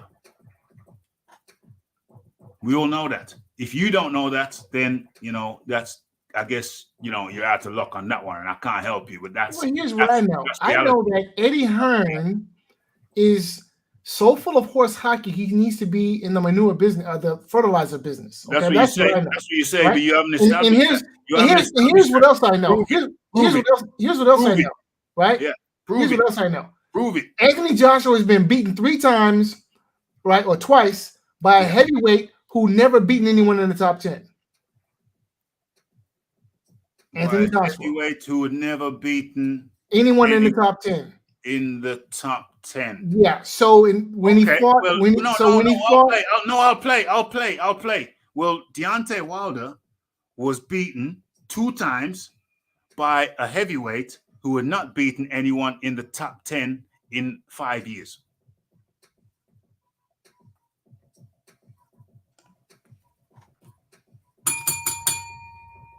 You know, if you keep playing that thing, you'll go blind. OMG. Okay. OMG. Okay. I will continue with looking at what people say in the chat, and then we're going to go and we're going to look for some timelines. We're going to go through the timeline of this thing over on social media. Okay. But first things first, let's listen to the people. Let's answer some of the people's questions. You may need to lie down after that last zinger. I suggest you, if you have a cup of mushroom soup handy, I suggest you imbibe some. You may need to put a little bit of chili in there to just perk you up as well. Fight doctor. You're gonna need more than vitamin D. Okay. Wilder the greatest knocker. No, he never established that. He ducked the top guys. He ducked Klitschko. He ducked his mandatory, who was White, Dillian White, and he ducked Anthony Joshua. So sorry, he besmirched himself. And I know, I'm sorry. I know when I talk like this, a lot of Americans get upset, but I give Fight Doctor credit in coming back. He's got thick skin. I know that a lot of Americans, when I talk about Deontay Wilder, the way I talk about him, they got thin skin and they kind of veer away because they can't take it. They got thin skin. Americans, you need to thicken up your skin like the Fight Doctor. You know, he comes back, bro. I know it's a lot of you cats. You got thin skin. It's the proof. Proof is there. Okay, but you need to toughen up. You need to toughen up, and you need to come and talk to the Rafi. Toughen up. I must say, grow a pair and talk to the Rafi. And I must say that I truly admire the Anthony Joshua fan base. You guys are true, die-hard, never say die fans. Never say die. Hey, I'm a never say die guy. But that's in life in general. I'm a never say die guy. Ask anybody who's played me at chess. It don't matter if I'm down to my last couple of pieces. I ain't quitting. But that's me as a person in general. You know what I mean? I don't just roll over. So that's a character trait. But a lot of the American cats, I notice, you got thin skin. They can't come and debate. They're scared. They're lily-livered. And they need to grow a pair of balls and come talk to the Rafi. But, you know, they're just staying up to the task. They get scared and they float away. I'm just telling the truth for the most part. You do realize that we American cats sent you British cats packing. You do realize that, of course, right? Listen, what I found. Listen, I'm being honest. We beat you not once but twice. What I found is a lot of American cats. They're lily-livered. Yeah. So you do realize, of course, cats. A lot of American we beat you not once but twice. They're scared. They're scared to come and debate. Look at me. I went all around the YouTube universe debating some of your craziest cats. BFTB. And you do realize, of course, that the colonies sent you packing. Sorry? The colonies, the 13 colonies, we sent you packing. I have been around the YouTube universe and I debated your craziest cats. You know, I don't know if I'm going to have to bring up what do you call it? So we sent you guys packing. Hold on. I don't know if I'm going to have to bring up a folder or maybe I'll just not re-upload, but just feature different old interviews or interactions I had with some of the craziest Americans, hardcore Americans out there. And I did it for fun. When I was bored, I'd go over there and do it for fun. I'd do it with a little bit of orange juice in my cup. And it was hilarious to me. But I noticed a lot of American cats, they're lily-livered and they're scared to debate. If you are not saying what they want to hear, they are scared and they get upset. And to me, that's sad. But we sent you guys packing. You remember that, right? But I will. That thing called the Revolutionary War. We sent you packing. I ain't talking about some guy with some musket and some red jacket or whatever. Yeah, well, we sent you guys packing and some skinny jeans. I don't know about all of that. Yeah. skinny jeans and a red jacket and a musket. I don't know about that. I'm talking about in the here and now. A lot of you American cats, you're weak and lily-livered, and you're scared to come and debate. That's the truth of the matter. You're scared to come and debate with the Rafi, but yet I've been all around the YouTube universe, the YouTube world, talking to some of your crazy East Americans, and I did it with a smile, and it was highly amusing to me. I got it on tape, I got it on tracks, I got it on wax. But yet, you know, I talk straight talking about your boy Deontay Wilder, and I notice a lot of you cats over there, you get offended, you start to sulk, you're thin-skinned, and your testicles shrivel up to ovaries. And that's the truth of the matter. Not only did we see you guys packing, but then we had to come rescue you when your boy Adolf was over there making noise. You're talking about some wartime history, some little toy soldiers on your little board or Yeah, whatever. we had to. The thin-skinned yellow Americans. We had to come save you from your goose stepping Adolf. I'm talking about the YouTube universe, and I'm very disappointed with a lot of you American cats. You're thin-skinned, and I noticed a lot of you. It So, seems Rafi, like what you could do, it seems like the testicles have devolved into ovaries, or not devolved because, you know, different things, but they've shriveled up into ovaries, and I'm very disappointed. What I'm saying to some of you American cats who got thin skin is just grow up here, and don't be so offended when the truth is spoken. And the truth is that you should say thank you for us thin-skinned, yellow-bellied Americans coming overseas, and saving you from old Adolf. Well, you're welcome. Well, if you're not scared of Adolf, why are you scared of the Rafi? Why are you scared of the Rafi? You wasn't scared of Adolf, but you're scared of the Rafi. Grow up here. That's my message. Okay, let's continue. Let's continue with this. Because I know a lot of cats used to come over and now they're scared. Yay, grow up here. All of y'all, grow up here. Okay, let me get back on track. Now, I don't say that with hate. I say that as just friendly advice. Grow up here and let's talk. Okay, don't go off in a huff and a puff. Okay, so yeah, but I'm still waiting for you to say thank you. Thank you for what? Saving you from old Adolf. Absolutely not. Yeah, you know, because we had to come all the way over there. Out of the question. Save you from old Adolf. Out of the question. This is after you begged him to play nice. After and to leave you alone. That was Chamberlain. That wasn't me. Yeah, Chamberlain was the president of your country. That wasn't me. Prime Minister of your country, wasn't he? That was Chamberlain. That wasn't me. Yes. And it wasn't me. Didn't he kowtow and ask Hitler to be nice? It wasn't me. And to play nice and to don't hurt us? It wasn't me. Yeah. And then when old Adolf started stirring up trouble, what did you guys do?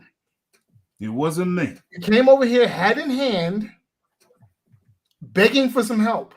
It wasn't me. Financial and military. It wasn't me. Yeah. So you're welcome. It wasn't me. You're welcome. Frank Warren is he's certainly not respected. Legendary promoter, been around boxing for decades like Shelly Finkel. Yeah, been doing all kinds of things, in and out of court. He's so respected that one of his ex-boxers, one of the ex-boxers, disgruntled boxers, put some holes in him, with hot lead. That's how respected he is. You know what I mean? AJ should walk away from the deal. Well, I mean, it's a bogus deal. It's a bogus deal. So all he can do is agree to December the 17th. Agree to December the 17th, which is already done. But they've shifted the goalposts. So what can you do when people shift the goalposts? They've walked away. Made that fight. Yeah, I think we know that. That was in America. This is in the UK. Has it happened in the UK? Boom. You know what I mean? So what's wrong with Tyson fighting on the 17th? What's wrong with Tyson fighting on the 17th? Exactly. Haven't we had the conversation? Move to the death. Nope. If AJ thinks he can beat Fury, Yeah, he will. You'll bite him. You'll fight him on the 17th of December, but they're trying to take that date off the table, which is ridiculous. What are we looking at? What are we looking at?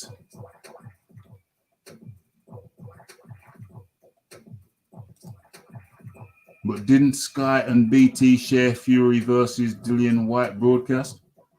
I don't think so. That was on BT.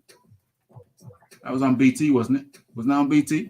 Leon Figures. You remember? I think it was only on BT, but I think that was purely BT. That was on BT as far as I'm aware. Purely BT. Midnight deadline equals they don't want the fight. There you go. There you go. And it wasn't really midnight. I just put that in there for theatrical effect. It was it didn't specify a time, but midnight up until 11:59 and 59 seconds. That's what's classified as today. He said today. So after that time, after midnight, it's no longer today and it becomes tomorrow. And according to Frank Warren, the deal is then dead. So I was the one who said midnight. They could have meant by close of business. Now, what time does business close? Typically 5, 6, maybe 7. Quite ambiguous. So I put midnight. So just to done any potential argument, because after midnight becomes tomorrow. Okay. Warren has Cardiff. Yes. And Tyson wants 50% if he loses. Yes. TKO 22 up in the building. Stop the lies. Frank Warren is never bogus. Unfortunately, that is not the case. He was bogus when he came up with his 50 million Instagram offer, 24 hour. Well, Deontay Wilder's one that came up with 24 hour, or was it Shelley Finkel? But nonetheless, they're trying the 24-hour thing again. Must think the man's name is Toby, which it is not. Fury did a Twitter saying 27th.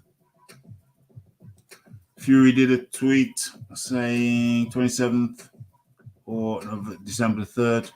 AJ did say December, so 3rd of December equals tough. No, absolutely not. They were aware that we've done that already anyway. They were aware that the Principality Stadium had been booked for the 17th, and the 17th is what they wanted. Devious for sure, but this is boxing. AJ should have said ready. Oh, get lost. AJ should have done this, should have done this, should have done that, should have said this, should have said that. Bullshit. They were aware that the Principality Stadium was booked for the 17th. So they said, yeah, I'll be ready for the 17th. Should have said this, should have said that. Get the fuck out of here. Oh, they should have done this, should have done that, should have done this, should have done that. He should have done this. No, get fucked. You buy a car, it turns out to be a ringer. Yeah, but you didn't do all the due diligence. Fair enough. You got stuffed. Yeah, you got stuffed. But that then you don't pat the ringer, the geezer who rung the car, who made it a ringer. You don't pat him on the back and said, "Oh, you got me there. You got me there." No, it was deception. You don't congratulate the deceiver. You know what I'm saying? You don't buy them a drink and say, "You got me. The car's a ringer. It's no good. I just lost my 10 grand. Oh, you crafty geezers. You crafty people." You know what I'm saying? You don't pat them on the back and say, "Oh, good job. Good job, you fraudsters. You got me. Fuck out of here. Fuck out of here." You know, there's too much congratulating of deceivers, of deceptive individuals, deceptive practices. That seems to be lauded. It seems to be applauded.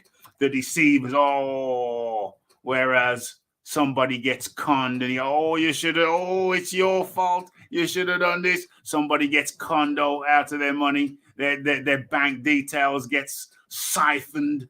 Yeah. Oh, it was your fault. You should have done this, should have done that. Fuck out of here. That's too much of that in society. Too much of congratulating the deceivers. Oh, they got you. Oh, you should have done this. Yeah. Of course you should have done this. Should have done that. Oh, you got pickpocketed. Oh, you should have had the money on your inside pocket. You know what I mean? You should have had the money on your inside pocket. It's your fault. It's your fault. You know, somebody robs your wallet. Oh, somebody robs your phone. Oh, you should never have it in your back pocket. Oh, it's your fault. You know, you're walking down, you take out your phone to have a look at a message. Somebody comes past on a bike, swipes it out your hand. Oh, it's your fault. You should have done a 360 degrees. You know what I'm saying? There's too much congratulating of the deceptive mofos. You know what I'm saying? And there's too much finger pointing to the people who get had. You know what I'm saying? That shit needs to stop. Oh, AJ should have made sure it was the 17th and not the 3rd. Oh, it's his fault. Too much fucking victim blaming. Love to point the finger at the victim of deception, the victim of fraud. Get the fuck out of here with that shit. Pardon my language. Normal service will be resumed. Okay, there we go. Just, hey, you know, I'm back. All right. Nice Rafi's back. And relax. And relax. Rafi, we sympathize with you. I know it's been a rough couple of years for Anthony Joshua fans, having seen your hero knocked out and, you know, beaten by a cruiserweight twice. So I sympathize with you, my friend. I understand it's been rough. 2 months is long. Listen, you're talking this shit about 2 months is long enough. You're not an athlete. You are not an athlete. What do you mean talking about 2 months is long enough? You are not an athlete. You are not qualified to say 2 months is long enough. What do you not understand? You are not an athlete. You are in no way to qualify. You are in no way qualified to say 2 months is enough. What have you done? But AJ did say December he'll be ready. AJ did say himself he'll be ready December. December the 17th. December the 17th. He didn't say the 17th. No, but that's what he meant, the 17th. Now he's clarifying that he means the 17th. So, you can't tell me that 2 months is enough. What have you done athletically to qualify you to say 2 months is enough? We've seen boxers take fights on very short notice and actually do well in the fight, i.e. Andy Ruiz. Andy Ruiz came off a win where he took no damage and the turnaround was 5 weeks. If you know anything about periodization,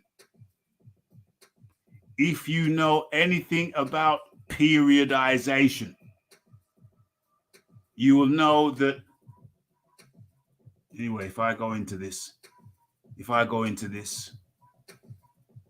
then it's gonna make me seem like I'm crazy. If I go into periodization, okay, study periodization, sports periodization, and then you'll understand why. So is the gist, are you saying in the 5 weeks he was still in that prime zone? Yes. I'm saying that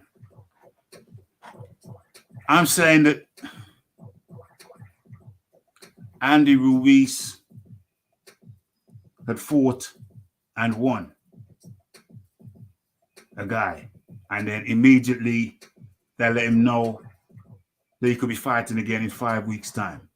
So remember, he just fought, and they said in 5 weeks' time you're going to be fighting again if you get through. And he said, cool. So they were able to tailor the training, and he probably wasn't at peak. He probably wasn't at peak fitness for the fight beforehand. So all they had to do was actually carry on training. and he probably got fitter. But if Andy Ruiz was at peak fitness for that fight, and then he had to wait 2 months later, then it's trickier. It's trickier because you're at peak fitness. So then you want to deload and then come back up. But with Andy Ruiz probably not being at peak fitness for that fight, and then all he had to do was maybe take a few days off and continue his training and actually get fitter, it's a different thing. But if you don't know about sports periodization, then it might be tricky.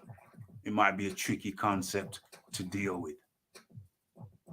But if you have not been involved in any sport at any decent level, then you have to be careful about what you're saying, is what I'm saying.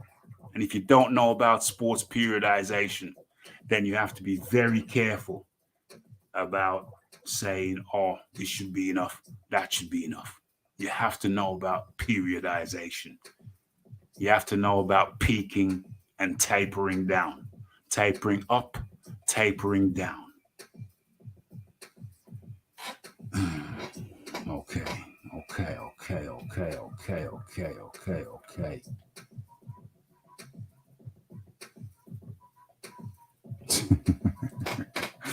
Fight Doctor, just say again, the Usyk is trash and Wilder is your king. Just say it again. Say it again. Say it again. Say it again. I must say, I was surprised it took us to I looked at the time, 1 hour and 27 minutes before the Fight Doctors got to say Anthony Joshua cheerleading contingent. I do love when he says that. Yeah.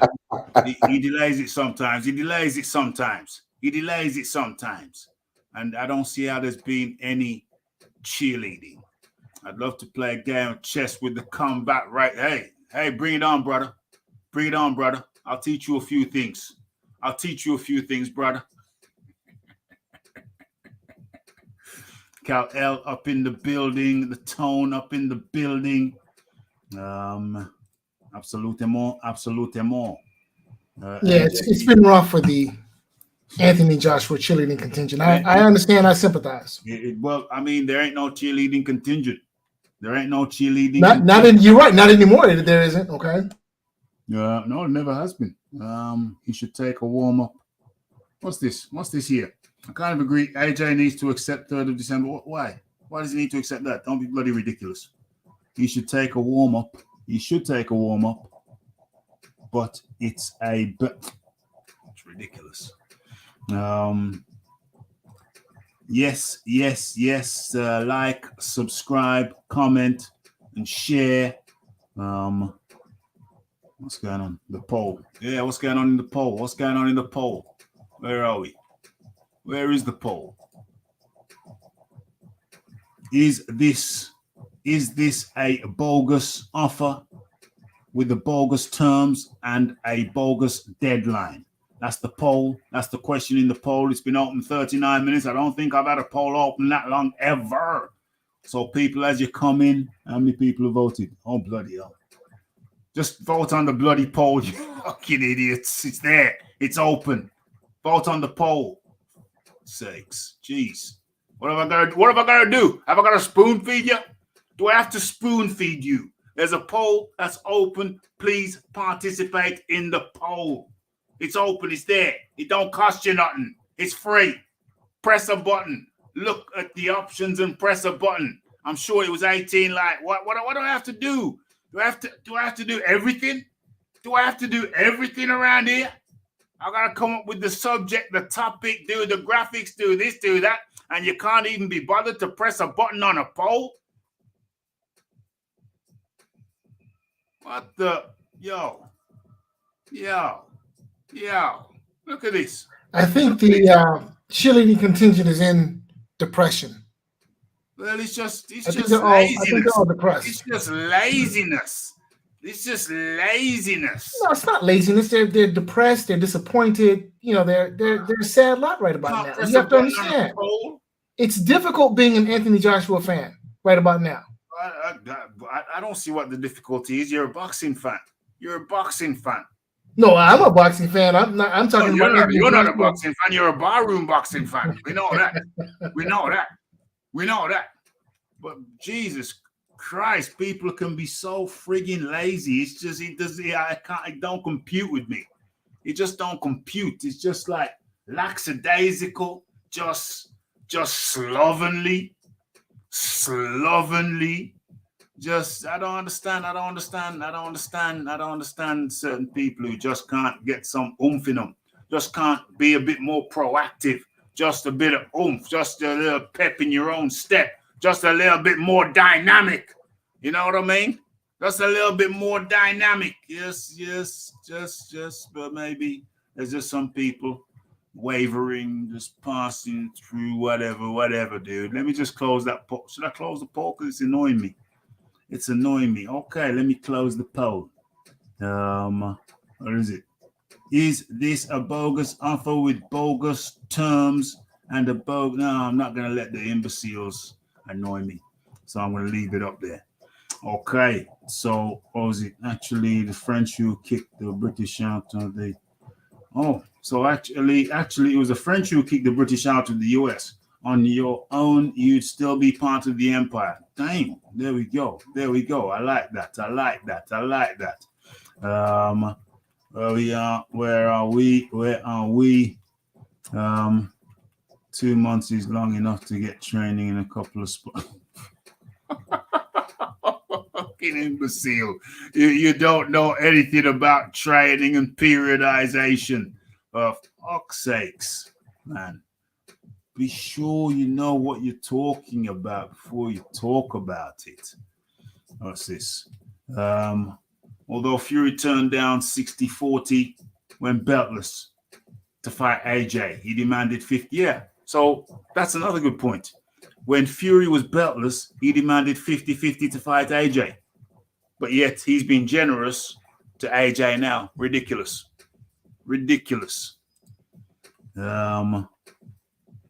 So I said 50-50. 50-50 for AJ. Perfectly entitled to ask for 50-50. What's going on? Yes, Almara Woods up in the building. I don't say it with hate, with fact. Justifies. Yeah, you're bringing up 250-year-old history to justify your man crush on Wilder. What's that all about, Fight Doctor? What's that all about? Come on now. What's going on? What's going on? Oh, what's it going on?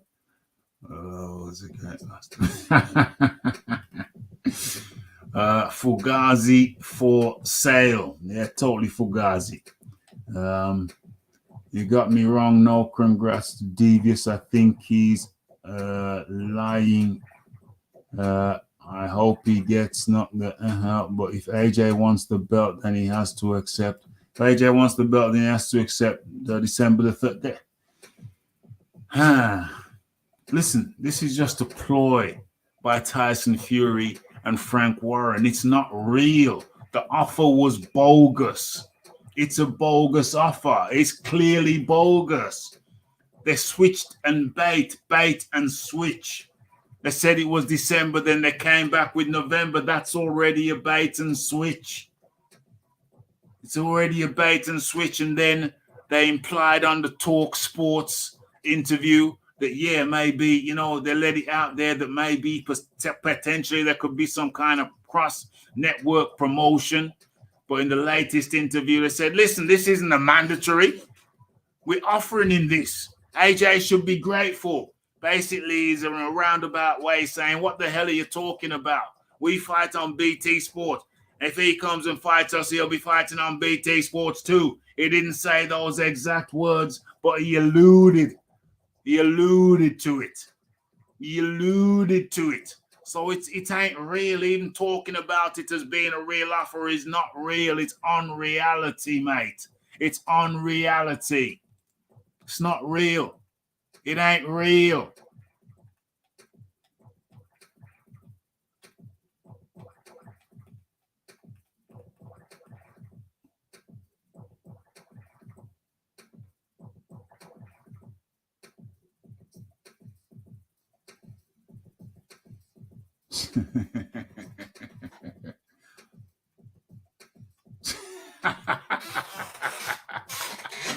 For sports periodization is only women's boxing. Well, I think at this point, when we talk about Anthony Joshua, maybe perhaps that's what we're talking about, women's boxing. Women's. Given that emotional outburst he gave the other day. What emotional? Yeah. Emotional. Listen. Anybody with passion is gonna speak with passion.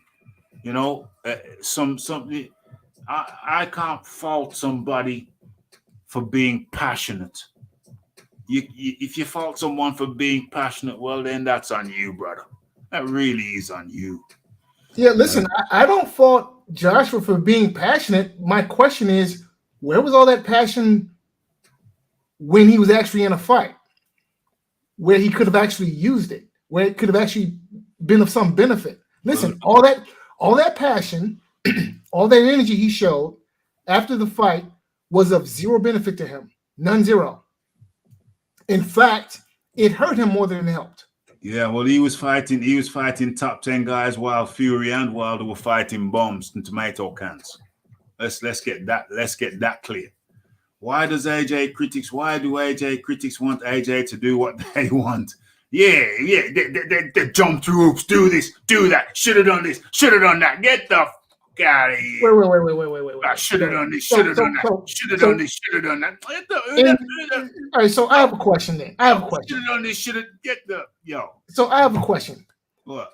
In the world of the Anthony Joshua cheerleading contingent, Yeah, well, I don't know. it's asking too much. It's asking too much. Too much for what? To expect or want Joshua to fight and beat the best available opposition. That's asking too much. That's what he's always been doing. But No, Fury and Wilder have not been doing that. You've been fighting soft touches. Every now and then you fight a real one. Well, Joshua may have fought some top opposition, but he's lost to him. He fought all his mandatories. Almost every fight he had was against a mandatory. Almost every fight he's had in the last few years has been against a mandatory. Whereas that has not been the case with Deontay Wilder or Tyson Fury. They've been fighting tomato cans for the most part. Let's get that straight. You do realize, of course, that if you subtract Klitschko, who was 40, and Fury would absolutely smash Anthony Mandela. But let me finish. Mandela got to do it. But let me finish. Mandela got to do with it. But let me finish. Mandela got to do with it. Can I finish, please, sir? What's Mandela got to do with it? If you remove Klitschko, who was 40 years old, from Joshua's resume, if you remove Povetkin, who was 39 years old, from Joshua's resume, what you are left with is tomato cans and losses. If you take That's what you're left with. Tomato cans and losses. If you take off Klitschko off Fury's resume, what are you left with? Deontay Wilder. Boom. What does that got to do with Anthony Joshua? Okay, cool. So, and then because you made a comparison, so I'm making the same I comparison didn't you make made any with Anthony comparison. Joshua. I I'm didn't making that make any same comparison. comparison with Tyson Fury. Boom. I made no, sir. I made no comparison. I made a simple observation. Well, I'm making the same observation that you made about Joshua. I'm making that same observation about Fury. Okay, I'm inclined to agree with you. Take Klitschko. But there's a glaring difference here. Listen, I'm inclined to agree with you concerning Fury. Fury's resume and what you're left with. I'm inclined to agree with you concerning Fury. However, there is a glaring difference between the two. Fury has not lost to guys who had never beaten a top 10 heavyweight. Well, Fury has been fighting. Joshua has done it twice. You can take Klitschko out of Fury's resume. In the last 5 years, Fury's been fighting unproven guys. Deontay Wilder's unproven. He ain't fought nobody other than Ortiz and Stavern the first time. Boom. Pardon me. Both Usyk and Ruiz were unproven heavyweights. Both of them, because they had beaten nobody. What'd you say? Usyk and Ruiz were both unproven heavyweights. They had not beaten a top 10 heavyweight prior to beating Anthony Joshua. And them facts. Because Usyk was a lineal cruiserweight champion. That's beside the point. Yeah, lineal cruiserweight. That's all fine and dandy. But the FACKTS remained. 350 amateur fights. And Yeah. What you do with the amateur ranks has zero to do with what you do as a professional. Nothing. Not true. Yeah, Not true. very true. Okay. You You can't win the heavyweight championship of the world fighting at the amateur ranks. That's a fact. FACKT. In good Fact. A good amateur pedigree stands you in good stead in the professional ranks. Okay, yeah. So Usyk and Ruiz were both unproven at heavyweight. Both. Facts. Facts. What do you say? Usyk and Ruiz were both unproven. Who had Usyk beaten prior to beating Joshua? That's Who did he beat? ridiculous statement in itself. That's Who did he a beat? ridiculous statement in itself. It's a question. Who did he beat? That's a ridiculous statement. No. It is a question. It's And a it ridiculous- needs an answer. it's Who a had Usyk beaten prior to the first Joshua win? It's a Who ridiculous. had he beaten? He was a lineal cruiserweight champion. That wasn't so. Yeah, so he's beating cruiserweights. Okay, that's Yeah. fine and dandy. Who is he? Who had he beaten in heavyweight? Because we're talking about the heavyweight division. And my statement is, Usyk was unproven at heavyweight. Being a lineal cruiserweight Right. champion. Usyk was unproven at heavyweight. stands you in great stead. Usyk was in the heavyweight- unproven in the at heavyweight. divisions. Yeah. In the heavyweight Okay. division. So Usyk was unproven at heavyweight, and so was Ruiz. No, Ruiz was not unproven at heavyweight. Who did he Ruiz beat? had previously- Who did he beat? Ruiz had previously. Yeah, arguably previously done what? arguably beaten Joseph Previously done what? Yeah, Arguably what? beating Joseph Parker for the WBO heavyweight championship. He lost to Parker. He lost to Parker. Some people say that he won that fight. I'm not So, concerned about what some people say. The that's question is, who did he beat? well, who I'm did he beat? telling you that he fought. No, that wasn't the question. The question was, who had he Some beaten? people say he beat him. Yeah, I'm not. Look, what do the record books say? Anyway, I've answered that question, and I'm reading the comment now. So please have some decorum. So, do you say AJ should say no to a 3rd of December and allow Fury and Warren to duck AJ? Listen. There ain't no rush. If they want to rush Joshua into the 3rd of December date, then all he has to say is jog on. He's a bigger Jaw than Fury. There ain't no skin off his nose. They can jog on and do what they want to do, which is fight a low caliber guy and get some easy money. They don't want to fight Joshua, otherwise they would agree to December the 17th. It's very simple. Why do people think that Joshua's got to jump through hoops? He'll just say, jog on, mate. I'm available for December the 17th. Take it or leave it. Take it or jog on. It's very simple. Very simple. There's going to be the heavyweight belts. They're going to be available, and everybody is going to want to fight. Apart from the WBC guy, everybody is going to want to fight Joshua. They'd rather fight Joshua than Fury. It's going to be a bigger money fighting Joshua than Fury. So there is no zero desperation. I don't understand why anybody might think there's any element of desperation. It's foolish. It's foolish. It don't make no sense.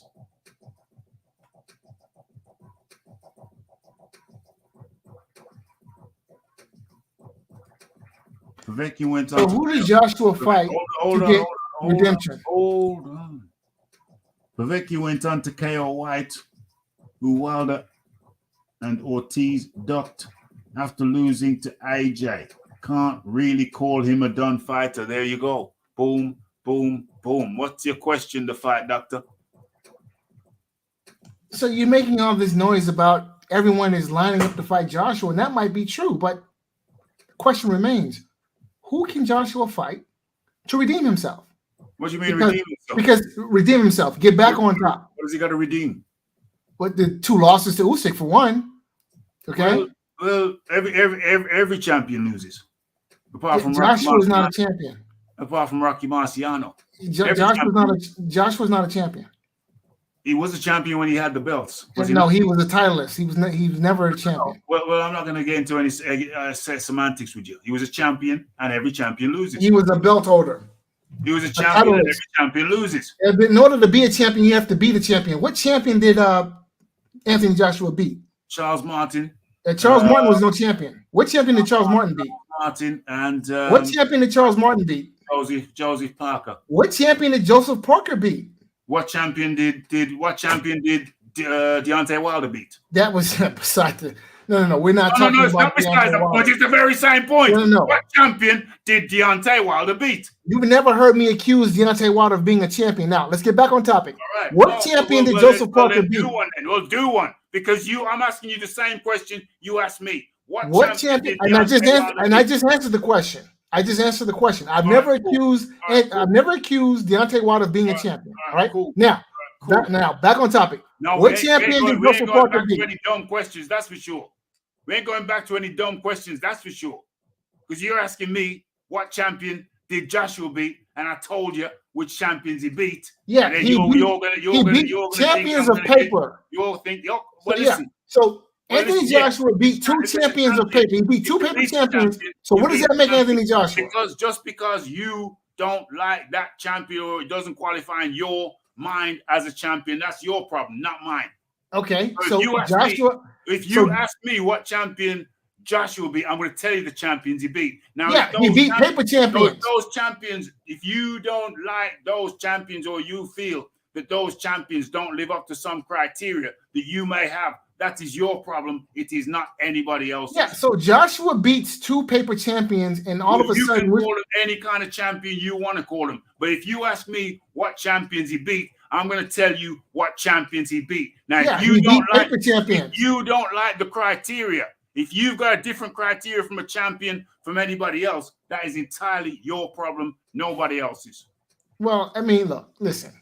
If the Anthony Joshua cheerleading contingent, right, there ain't no wants to feel proud that their guy beat a couple of tomato cans posing as champions, you're talking about who in reality were nothing but champions of paper, well, have at it. You need to look at your boy Deontay Wilder for tomorrow. What does Deontay Wilder have to do? His career is littered with them. And then also look at Tyson Fury, because his resume is littered with them. All right, so now I have a question.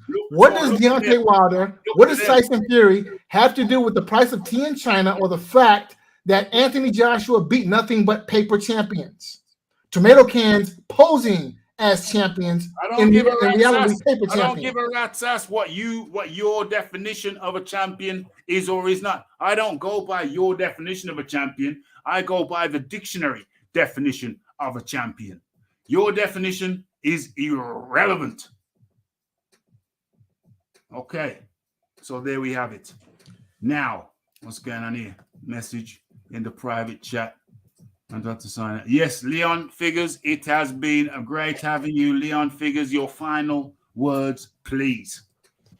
It's been a great discussion, but overall, I think it's been a bit of a moot one because I don't think the offer was genuine. But it's been great. I just need to go and finish my day. Yeah, 100%. 100%. Thank you, the Leon Figures. Take care, Fight Doctor. Take care, Mr. Dawkins. Take care, chat. Awesome. Shout out to Leon Figures. Shout out to Leon Figures and the Fight Doctor. Go on ahead and give your final words. Thank you. Well, so at the end of the day, Joshua, I think, needs Fury more than Fury needs Joshua. And I think at this point, Joshua needs to do everything he can to get Fury in the ring because who knows when he'll have an opportunity to beat the best heavyweight in the world, which is who Tyson Fury is, the top dog. And for Joshua to redeem himself, he needs to beat somebody credible, right? And the fact is, no one is more credible in the heavyweight division right now than Tyson Fury. Period. End of. So let's see what happens next. I hope the fight gets made. I hope that both sides can be somewhat reasonable in making the fight, because in Usyk's absence, then I think the second best opponent that Fury could fight at this juncture, not named Deontay Wilder, is Anthony Joshua. So let's see. Let's see the fight. So who's your top 3 heavyweights? Who's your top 5 heavyweights? Top 5 heavyweights. So Fury, Usyk, the winner of Wilder and Helenius. And then Helenius, I guess, would be 4th. I'm not ranking Helenius. No. Below that, I would put Joshua, then Ruiz.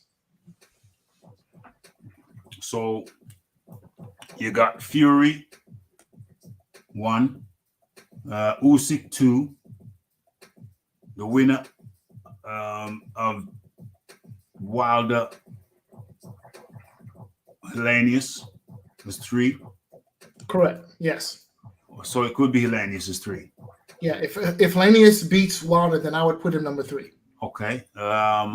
4 Joshua, and then 5 Ruiz. Okay.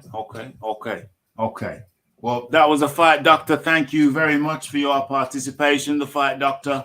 And we'll speak again very soon. All right. Shout out to Rafi. Shout out to the Anthony Joshua Chilean contingent. And I'll see you cats in the alley. Absolutely. Okay. Shout out to the mushroom imbibed contingents. Okay. So Wilder has Fury.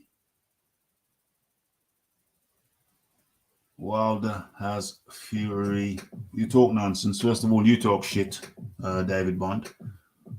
Wilder has Fury on his resume. He's lost to Fury 2 friggin' times. He's lost to Fury 2 times. And he drew 1 time. What does that establish?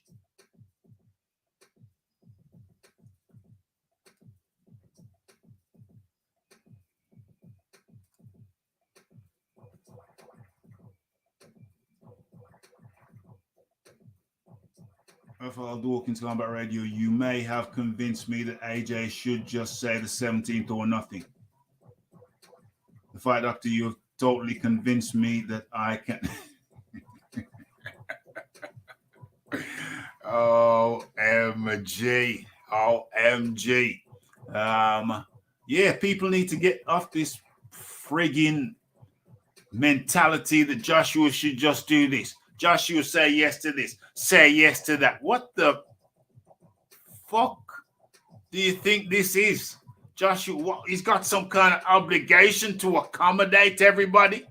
He's got to go around accommodating everybody, making sure everybody's okay, making sure that, he's satisfying, he's pleasing. Listen, in this life, you got you can't please everybody, and you shouldn't try to please everybody. You got to live your life for you first and foremost. Be polite to people for sure. Be nice. Be reasonable. But your job isn't to walk around accommodating everybody. Do what everybody else wants you to do. You do what you want to do, whilst being decent and reasonable to other people. But you ain't got to be jumping through hoops for nobody. You should have done this, should have done that. Get the fuck out of here. You do what's right for you, whilst being reasonable to others. This is a time for charity. This is a time for doing for self. There's a time to embrace. And sometimes in life, you may just have to choke a motherfucker out. That's how it goes. This ain't all about catering for everybody else. Sometimes you gotta cater for yourself. How about them apples? How about them apples?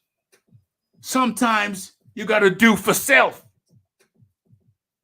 Sometimes you got to look at what's in your own best interests.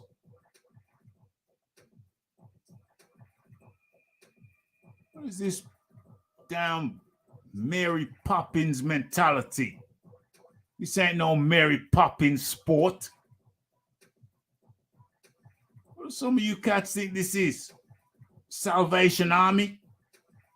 Mother Care? This is a fucking competitive sport. You gotta do for self. You gotta look after your own best interests. Well, should have done this, should have done that. Nah, you gotta do what's best for you. About trying to accommodate everybody when nobody's trying to accommodate you. What kind of shit is that? What kind of shit is that? Let's get real. Get real. It's 2022. It's time to get it straight. No half stepping. There ain't no half stepping. Remember that one? Huh? Huh? Where's the poll? Where's the poll? Okay, let me close that down.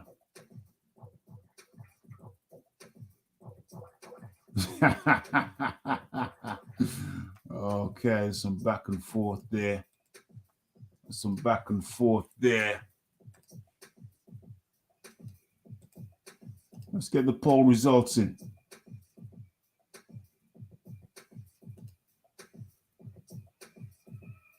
Where is it? Oh, there it is. Boom. Okay. Was this a bogus offer with bogus terms and a bogus deadline?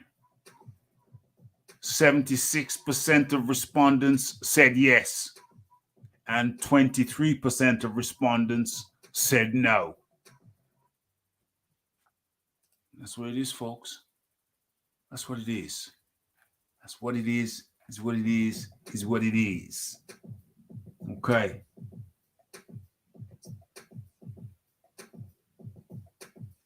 Some people, yeah, or rather, some people just forget this mentality about this guy should do this guy should do that, this guy should. AJ ain't got to accommodate Tyson Fury. AJ ain't got to accommodate Tyson Fury. Furthermore, I think the bogus was a bogus that the offer, sorry, was bogus from the start. What's this? Fury will refuse the 17th and call it an AJ duck. We know it's bogus, but Fury will likely never get caught bluffing. Well, he's been caught now, as far as I'm concerned. So much again. Yeah, caught bluffing so much again. I see it as now or never. Not AJ's fault, just reality. It's just reality. Let's have a quick looky. What's this here? What's that here? Oh, it was a bogus offer all along. What is this? Frank to send Fury offer. What is this? Is this me? Okay. Well, there's a couple more tweets that I can share with you. What's this cat saying? What's this cat saying? What's he saying? Let's have a look. Let's share the screen. Tyson Fury talking crap as per usual. What's he saying here? This is a Fury party. You're just an invited guest. This is funny. Let's Let's get this up here. Okay. So Tyson Fury's acting like he's the bigger draw, which is not established. That's not the case.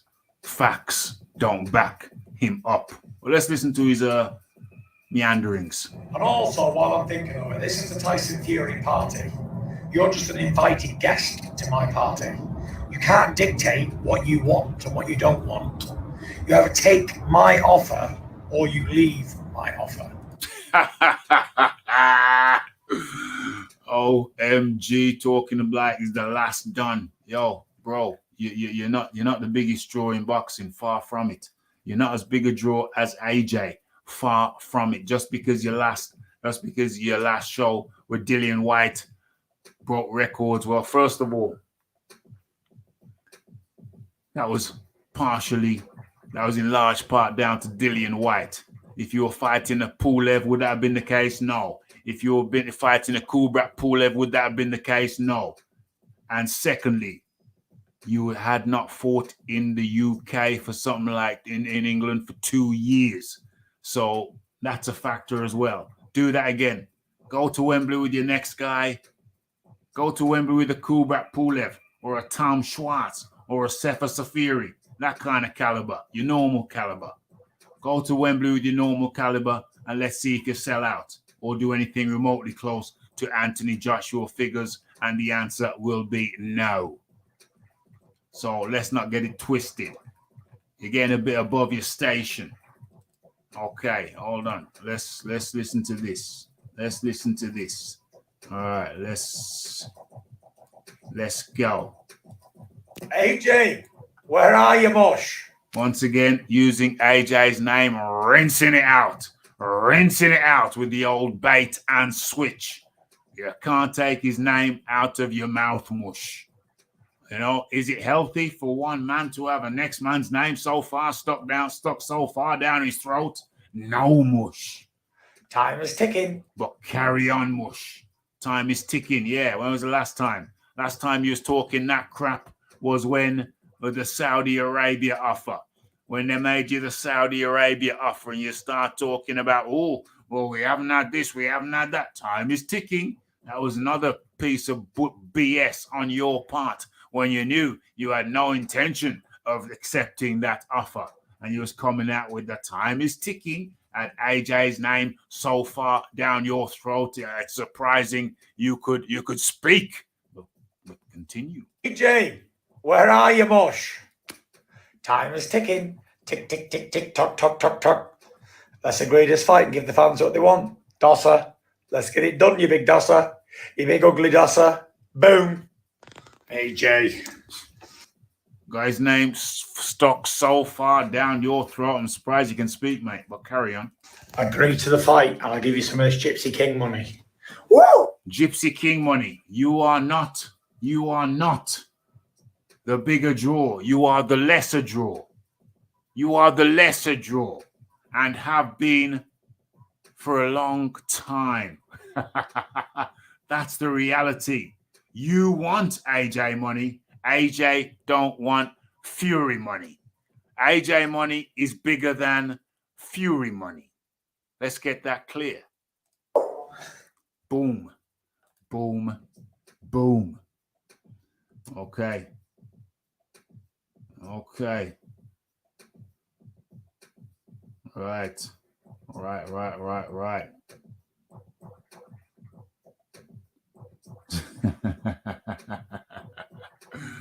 Okay. I hear what people are saying. Listen, I just when it gets a bit crazy, then I will cut that shizzle. When it gets a bit crazy, I will cut that shizzle, and people are free to interject as they wish.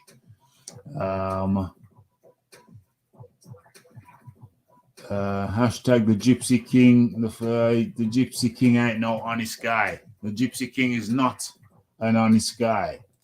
He's a bullshitter and is trying to use a next man's name in a bait and switch attempt.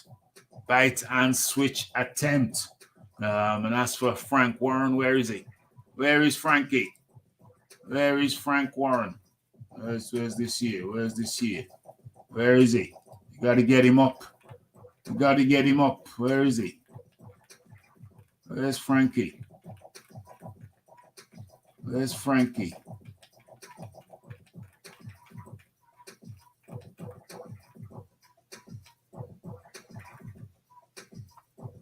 It's science.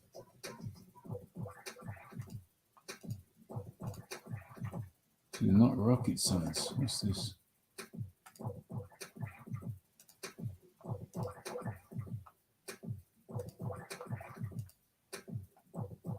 Okay, it's not going to stop. It's not going to go where I want it to go. What's this? It's not going to go where I want it to go. Okay, well, there he is anyway. There he is. Is he muted? Make sure he's muted. Boom. Okay, so that's the man. That's the man with the master bogus plan. And yeah, I think it's a great show. I think it has been a great show. Thank you to everyone who participated. The Iron Kong, the Fight Doctor, the Leon Figures on the panel.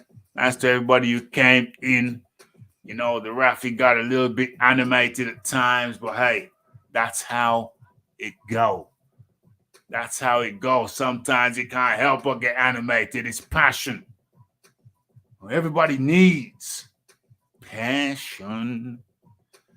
Everybody wants passion. Don't be scared. Don't be scared of passion. I almost said don't be scared. Don't be afraid of a little bit of passion. It's good. On do you no harm. On do you no harm. That's scrolling's doing mine nothing. Stop scrolling. Stop it. There you go. There you go. That's better. Okay. So that's it. Done a video on the same topic. Might need to trim it down a little bit. Didn't really edit it, just did it raw. I just did it raw. But anyway, it's past the hour of midnight. It's been a passionate affair.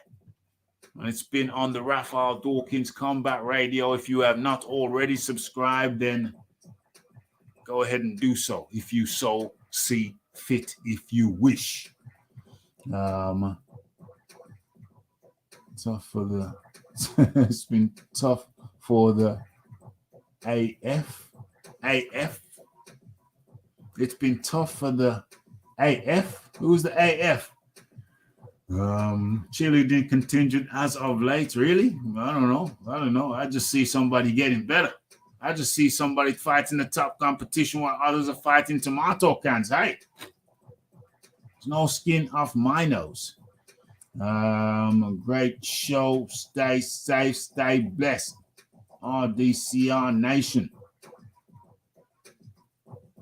Yeah, it does feel like a bogus build up to a eventual underwhelming Tyson Fury opponent. The old bait and switch. It's the old bait and switch. Shout out. Yes, okay. So it's the Raphael Dawkins, the Combat Radio. It's the like, it's the subscribe, it's the comments, it's the shares. It's the hitting the bell icon to stay updated with news and notifications. Don't forget about the live show. Don't forget to follow me on Twitter. It's the Raphael Dawkins and it's the Frank Warren with the ultimatum. And looks like the fight's off because it had to be agreed on Thursday and it's now Friday. We're cheerleading for boxing, no particular fighter. I just want genuine fighters to take a challenge, not bogus pretenders who fight bums and pretend to want good fights. Perfectly stated. And with that, we are out. Blessed.